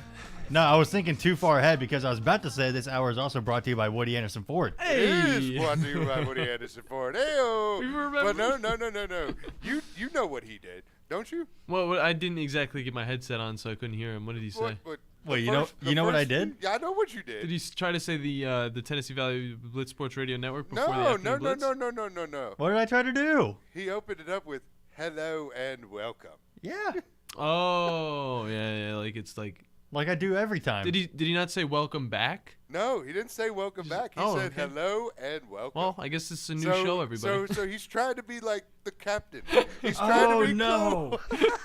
Hello and welcome to a wonky Wednesday. We already got enough of that. Bandi. All right, but you know what? Welcome back anyway to the afternoon Blitz here on Tennessee Valley Blitz Sports Network. I got it this time.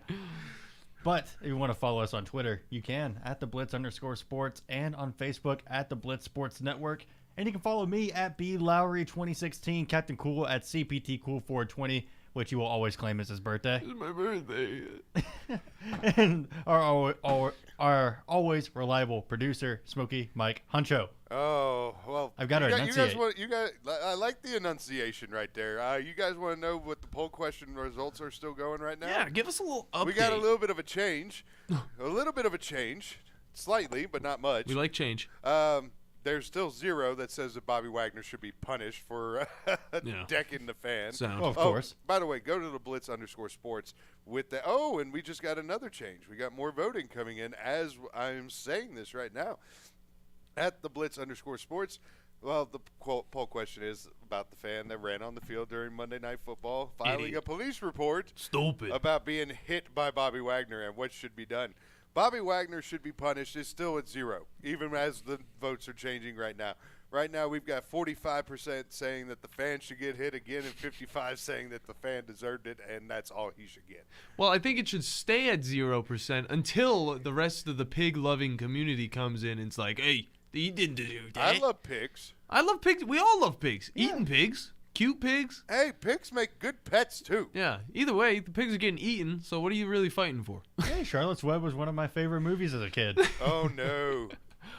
And then I watched it later in life and realized it was bad. Oh, no. Schefter just put something out there, boys. Peppa Pig. Oh, what happened? That Tom Brady has missed practice today with a right shoulder and right finger injury. Oh my! Oh, we almost did a jinx moment. Do you think Giselle's getting a little abusive? Well, Giselle also was seen in public today not wearing her wedding ring. Oh! I thought you were gonna do it again. Okay, ready? No. Ready? I was about to say. I guess her and Eli Manning now have something in common. Both took rings from Tom Brady. And Is that legit? Did you come up with that? No. Oh, either way, that was amazing. Oh my God! I wish. Really, Bandi? Sheesh. Eli did it twice, though. That's the thing. My friend who's a Giants fan will definitely appreciate that. One of the first comments about that Schefter put on Twitter was punched a wall because he's seen Giselle with Zach Wilson on Instagram. I feel so sad. I feel so bad for that man. Dang. Oh my gosh. By the way, Zach Wilson, I believe, is still probable for this weekend. And probable for Giselle's number. Yeah. Oh, he was limited in practice today, so. Yeah, still probable. Yeah. Still questionable. They're keeping him easy. Yeah, I mean, it's debatable if he'd be playing or not. So, yeah. That's debatable. But has anyone checked up on Young Gravy? Oh, no. Young Gravy's already trying to get after somebody else that I saw. Like, he's already going after. So these guys legit are MILF hunters. Yes. They just go after the next thing they can find. And you know what? Young Gravy was already on a target, so he couldn't just You know what? change it and go to Gazelle. Let's make Bandi a MILF hunter and start doing Twitch streams with it. Dude, the moms would love Bandi. I I'm know, serious. Right? Let's hopefully Bandi's mom's not listening right now. Well, if she is, I mean, we're trying to treat your baby boy good, Bailey Mama. Man, how do I go into talking about Valorant from this? What can I say? I mean, hey, man, gamer chicks, you know? Hey, yeah. MILF gamer chicks. That's probably the rarest kind of person out there. Yeah, is that a group? No, there should be. Why don't we do this? That's going to be the target audience for our new channel, which is going to be MILF Hunters Call of Duty. I thought there was a game that was named Hunters. That sounds so wrong. MILF Hunters. What's a game that starts with Hunters or ends with Hunters? Big Monster Hunter. Oh. Yeah, no, it wouldn't work. Monster MILF Hunters. There you go. That's the new channel name. Yes. Okay. Bandy, I think you're supposed to be talking about video games or something. Yeah, I think so. I think we were kind of getting there. But you know what? We had some good video game news today. Valorant patch just dropped. League of Legends preseason, so it's filled with bugs as always. What's new? And you know what? The Champions queue not going the way that people thought it would go. That's all coming up here on the E-Play-by-Play.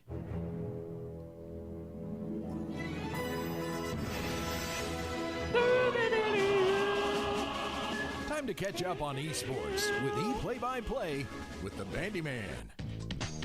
All right, so good news. Valorant patch just dropped. This is patch number 5.07. Introduced a handful of new changes, including changes to the way flashes work in the game. And you know what? If you play these guys, guess what? They got buffed. Is that the new sound? Yes. Okay. Yes, it is. So, I accidentally clicked on other videos. I was trying to pause it. But that's the new buff sound. Nice. Sky and KO, guess what? Your flashes got buffed, and if you're Sky, oh my goodness, you got heavily buffed. Because now your flash can no longer be destroyed. Its duration now scales with how long it's charged after the cast, up to a 2-second flash. In a game where you die in the blink of an eye, 2 seconds is a long time. This means that Sky can send her flash a lot deeper into points and allows duelists to flash for close range defenders, fully blinding the entire defensive setup on executes. And the increase to KO's flash, it got buffed on the overhead version, not the underhand, but the overhead's going to see similar effects, and it's now viable to kind of throw it deeper into points now. But the big winner are the teammates of these guys. This is the big winner of the patch because now the way they changed them is that they're going to be more team-oriented. It's not going to be more selfish flashing, you know? That role's been saved for somebody else. I'm going to get to a little later. But one of the losers of this patch, the actual Sky and KO players themselves. A little bit. And the reason I say this is because they were more built to playing, I say selfishly, but I'm not trying to say it in a bad way. Yeah. You know what I mean? Their flashes were more meant for themselves, not for more team-oriented use. But now that they have been kind of reworked into being more team-focused flashing and getting into points as a team, it's going to make your 1v1s a little weaker. So that's the kind of trade-off, but I like the way they're going with it in terms of balance. Now, the big winner of this patch, Reyna players. Have fun. If you love insta-locking Reyna in your ranked games, that's a lot of R's. You're going to love this patch because her flash got buffed. Specifically, this is in the patch notes, to increase her performance as a selfish entry tool. It is meant to be used selfishly, and she's going to use it that way. People who play her. Because its range has been increased. It doesn't last as long. The duration is taking a little bit of a hit. But it comes out quicker, it pops quicker, but it doesn't last as long.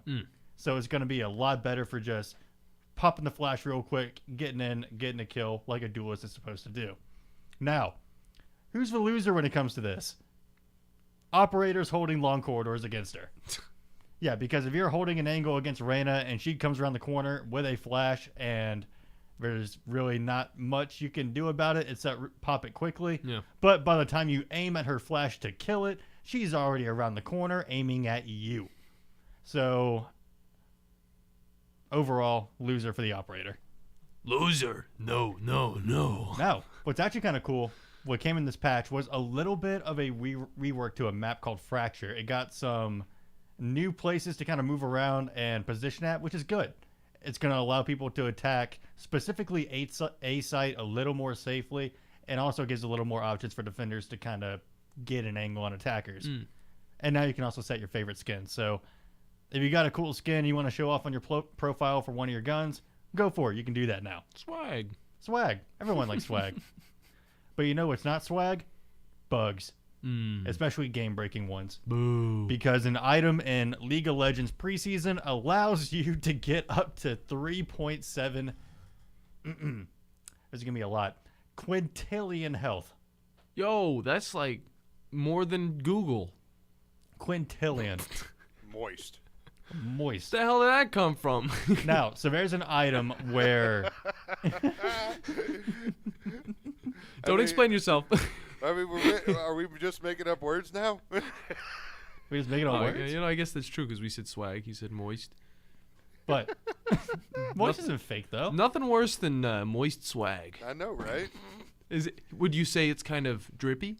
Oh, God. Go on, Bandi. All right. But either way, there's a new item in the League of Legends preseason, which, if you're familiar with the game at all, kind of gives every champion in the game a Cho'Gath ult, or like a Cho'Gath ult mechanic. Bless you. Never good. Because you can infinitely stack your health with this. It's a tank item where if you do an attack, the percentage of a damage you deal is now permanently part of your health.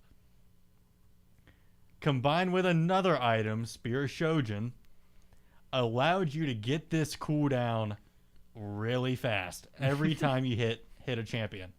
And there were certain ones, Wukong, who could double up and basically auto attack twice at the same time. So they were getting this cooldown back incredibly quickly and just doing the health attack over and over and just permanently and infinitely stacking health. So now this bug is being looked at. Hopefully it gets fixed, or maybe the item will just get removed. That tends to be a common thing.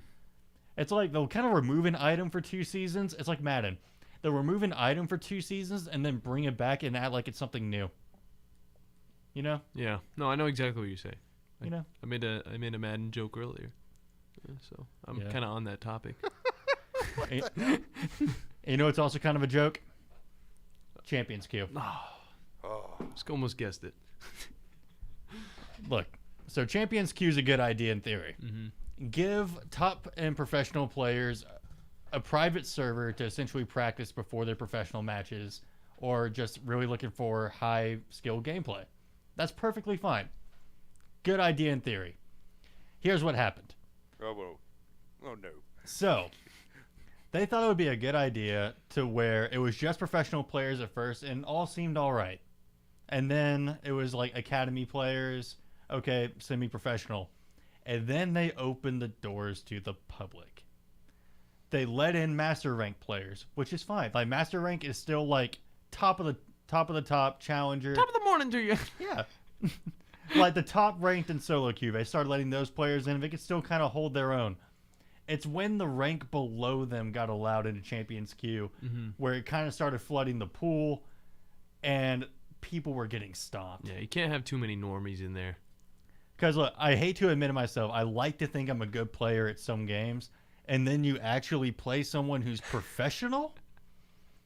It's a completely different experience. Yeah. And the Grandmaster players just could not hold their own against the professional and even semi-professional players, because typical league games will last around 30 to even like 40 minutes, maybe like 25 if it's like a pro play and they're like really coordinated. Neither here nor there. But these players are getting stomped in like 15 minutes. Oof. It was bad. Yeah, they are literally leagues above. Leagues above. Or a league above. Just, I mean, one league, you're professional, so. And what's worse, the professional players in the queue were even tried to reach out to Riot with changes like, hey, can we get like literally just what you said, these professional players get voice communication? Can we get like pick ban system the way it works in pro play so we can actually properly do this system and coordinate like a team? Yeah. And they go, no, Oh. I mean, okay, so I'll say this. We're just going to make the connection. We're just going to make the priority connection between lower latency players, so we try to get the closest people to you, which is fine. Yeah. But it's not the change you need to be making first. Yeah, I think it's a good idea to like kind of open it up to more people, but at the same time, if there's not the communication and these players aren't as serious as these pro level players, then it's just a waste of time. But being able to find a queue that will kind of teach you more of the ropes if you're trying to get into that professional play and get used to how professional players play the game, like that's should be a separate queue in and of itself, that professional players are willing to, you know, play with lower tier players, even though they're Grandmaster. And Grandmaster, to me, it seems like the best of the best, but it's crazy. There's a skill gap that is just unfathomable between the professionals and also just the Grandmasters that just play the game for fun. It's kind of like with any game like that. I mean, if you go to, ranked solo queue, like even in a game like Overwatch, is completely different than how professional Overwatch is played. Oh, yeah. I mean, you don't get that coordination between 6 randoms or 5 randoms. Who says I don't? I mean, compared to a professional team? How do you know? I mean, that's true. I mean, the chemistry might not be all there. I mean, could you imagine like Kevin Durant and Kyrie on an esports team together? Yeah, no. None of them would follow up with each other. I'm pretty dog at Overwatch. I used to be decent, but I was never to the point where I loved playing ranked. So, yeah, no, I would not stand a chance. So you say you're booty at Overwatch? I'm pretty booty at Overwatch. I'll admit that. When it comes to ranked type of games, I've tried to get into more of them with Halo and stuff, playing some ranked. I originally was trying to get into them with Overwatch. It's just one of those things that it stresses me out. I just want to chill out and play video games, and that just shows that it's just, there's two sides of gaming, If you want to be competitive, be competitive. If you want to just kind of chill out and game and have fun, just do what I do and just enjoy it. And you know what? I've been sitting on this point for a long time. Yeah. So, casual gaming is completely dead now. I disagree. You think so? Power Wash Simulator? I mean, I'm talking about like the mindset where you could just like sit down with your siblings and actually like play a video game together, not really get heated at each other where it's not always competitive. Oh, dude, I want to kill but, my But the way gaming is... When I'm playing video games with him. The way, finish that sentence. The way that gaming is focused more toward now is toward being competitive and having some kind of competitive market. Well, I mean, just look like like bringing up your points right here, like Rocket League. Rocket League is one of those where competitive is really more so the better aspect of it, in my opinion, because the way, like, and it's all with all sports games. Now, granted, like, you get MLB, or you get the show, or you get NBA 2K. Those, I mean, those are fierce. Yes. You get into those, and you're like, oh, hell. Yeah, you cannot just casually walk into into Pro-Am and look for a casual game. But in the sporting game variety, you have, like, I mean, if you're going to be playing online, that's where your competitive aspect is. But you still got your career. You could play local with, like, whoever you got around you, your kids, brother, sister, family, all that stuff. Now, when you get to, like, say, Overwatch or Apex, actually, Apex isn't too bad in that aspect with the casual, because the way they do casual compared to the way they do competitive, it's more like, I mean, it's a big difference. It's a big difference, but it's also the casual. You can go out, you can have some fun, and like just kill some time. You'll still get yelled at by your teammates if they've got mics. Yeah, exactly. But it's just, and that's why you use the mute mic setup. Exactly. and it's kind of crazy. I mean, just kind of think about gaming before. I want to say 2009. Just kind of think about what gaming was like before online multiplayer really took off. Yeah, well, and just kind of how it was focused, because the games made back then. This goes back to the old game argument we were talking about earlier, is that a lot of the ones made before then, before online and playing with other people across the world was really mainstream, was they had to really go in and focus on single player content. Exactly. I mean, it's the one thing, like the two particular games, and this, I mean, this is my opinion, but this is also something that I lived through and saw exactly how it goes. The two particular games that really hammered forcing this online play setup to just get drilled quicker, and accelerate the online play aspect. First of all, came in the 90s with the N64, and it's getting remastered and put out in here in just a few months with GoldenEye, because you had people bring their N64s to like church. Have you guys ever done lock-in at churches and all that? Yeah. No, I never did. But like, you go to a lock-in at a church, there'd be 4 different people bringing their N64, so then you had 16 people that could be able to play. Playing GoldenEye in church. Exactly. Oh, not Mario Kart. Not Mario Kart. That's fun. We kind of had a setup like that. Instead of GoldenEye, it was Smash Brothers Brawl. Yeah. Ah, nice. But the other particular game that really started to do this because of the popularity of the multiplayer in the first one was Halo. Oh. Because people would bring their Xboxes all together and link them all up and play off of one TV. Always loved it. Always loved it. So those 2 particular games I feel like were the big accelerators to the online play. So we're gonna add one in here. We thought you would say, but you might I'm not. actually gonna add in another one after that. Okay, yeah, one too. But we're gonna do a little 3, 2, 1 at 1. We're gonna All both right. say what we're gonna say. 3, 2, 1. Quake. Yeah, Jinx. Yeah. Quake was a huge thing, and it really was the first thing that really started connecting and really pushing that it was, hey, this is a competitive game. This is like tournaments. You're supposed to do all this stuff. And Bandi could probably tell me and you more about this. Smokey Mike over there sitting in your chair still. Yeah, a little bit for Quake, and then another big one I can remember is Unreal Tournament. Yeah. Unreal Tournament was the best. I remember playing with my brother on the Xbox.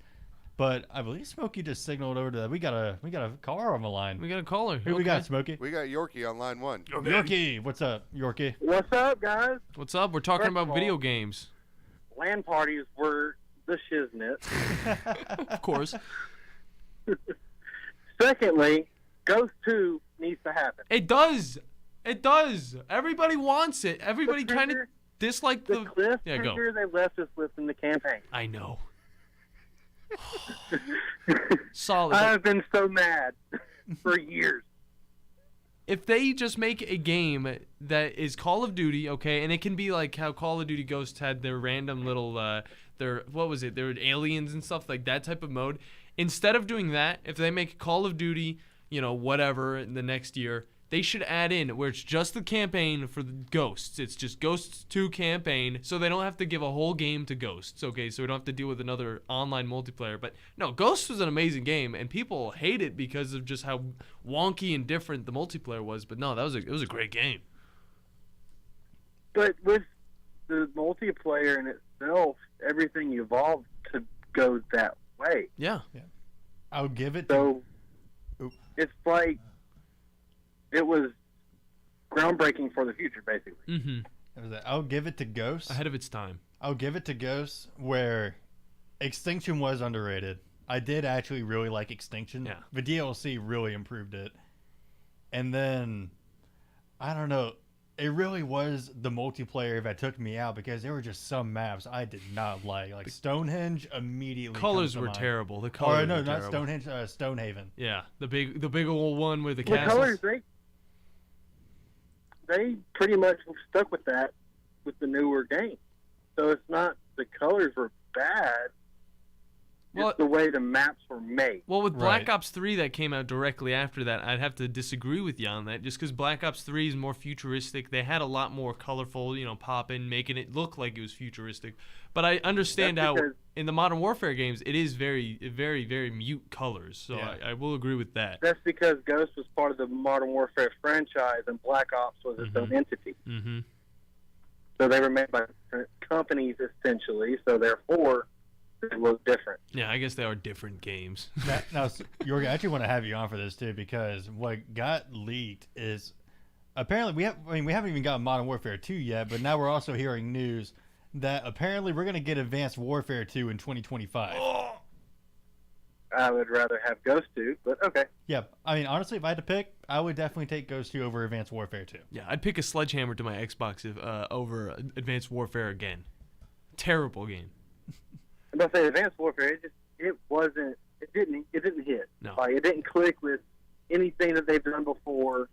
They made the weapons too not Call of Duty, basically. Yeah, They tried to do something different and it didn't work. I completely blame Advanced Warfare for my reason. I'm into gacha games. just because of the way loot boxes were in that game. And I think I can still hop onto my old Xbox profile. I think I had like the Bow and Obsidian Steed. I definitely know I had the ASM1 Speakeasy. The Speakeasy. And the HBR Royalty.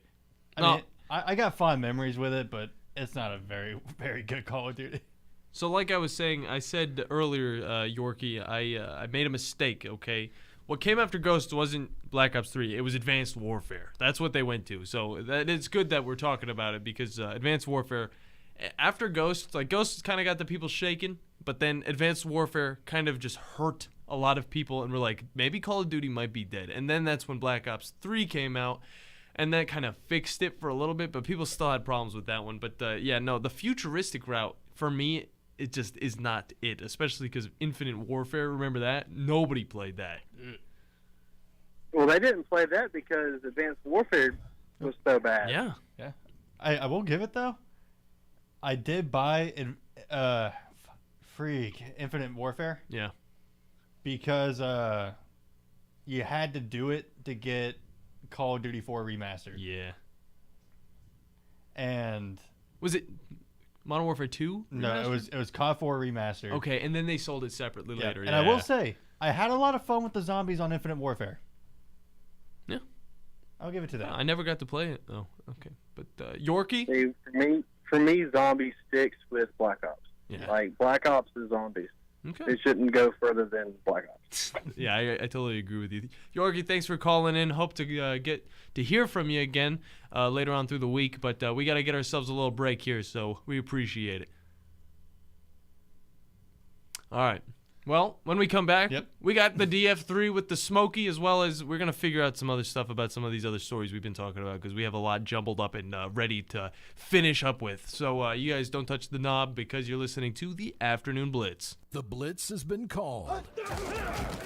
Are you tired of chasing a roofing contractor to show up on time or even show up at all? I'm Sam Fleming with Fleming Roofing and Restoration. Our motto at Fleming Roofing is we show up. Our goal at Fleming Roofing is to provide the reliable customer service that you deserve, and we have the resources to meet all of your roofing needs, residential, commercial, industrial, replacement, or repairs. We are manufacturer certified for roof coatings, single-ply membranes, and asphalt shingles. Whenever you need a roofing professional you can count on, call Fleming Roofing and Restoration. We are committed to finding the solution that meets your needs. We don't have quotas or heavy-handed sales tactics. Fleming Roofing. We have expert experience. We show up. Free estimates. Residential, commercial, industrial, replacement, or repairs. Check us out at FlemingHSV.com. FlemingHSV.com.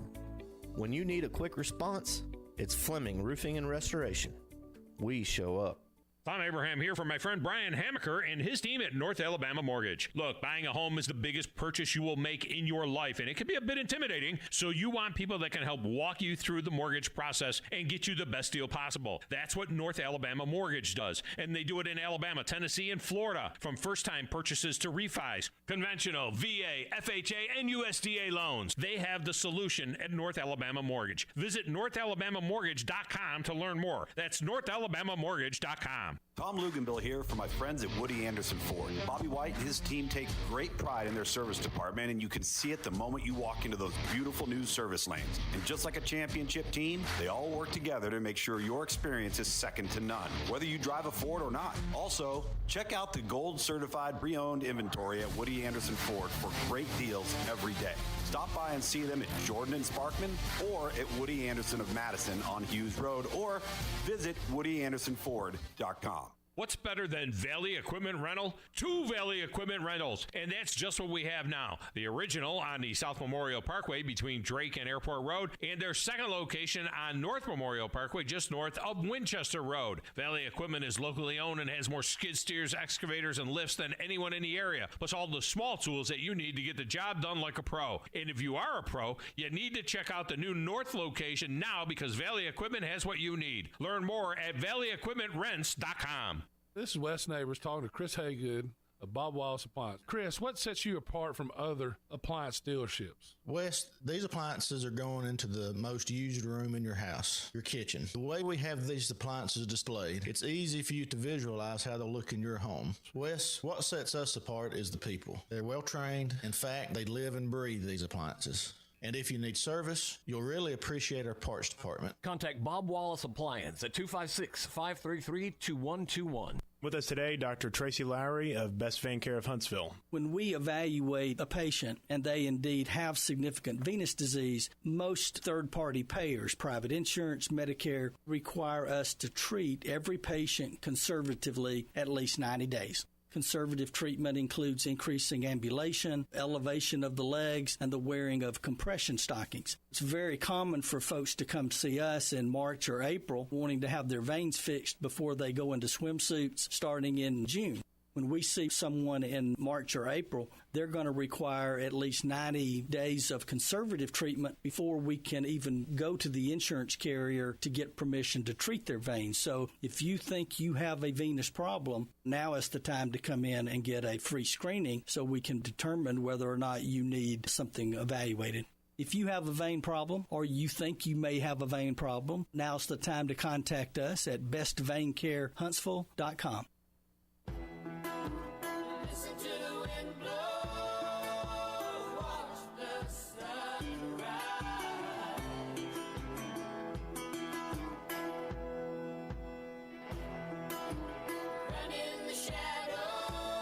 And welcome back to the Afternoon Blitz, the final segment on this here Hump Day edition, or a wombastic, wonky, whatever the hell that Captain Cool wants to decide to call this particular day right here. We'll figure it out. It doesn't matter. It doesn't matter. It's Wednesday. It's Wednesday. My dudes. DF3.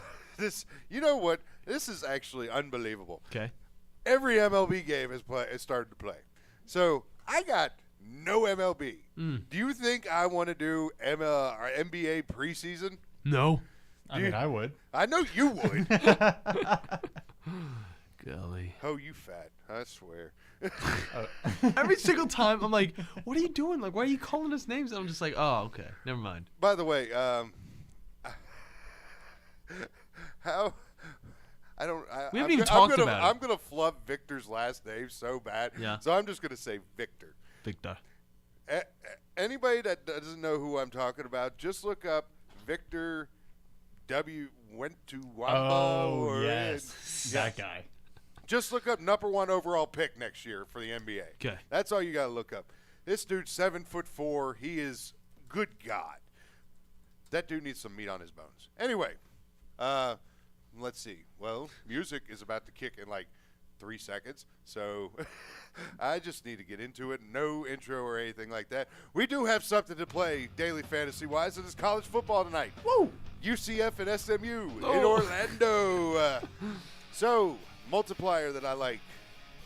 Tanner Mordecai, quarterback SMU. I also like John Rice Plumlee for UCF. Rasheed Rice for SMU. Isaiah Bowser for UCF. Bowser. Johnny Richardson for UCF as well. And then last but not least, Moochie Dixon. Moochie Dixon. Moochie Dixon. Some good players. As a good value play right there at 2,000. Got a cool name. You might as well. Yeah. I mean, I'm going to ride the Moochie right here. Ride the Moochie.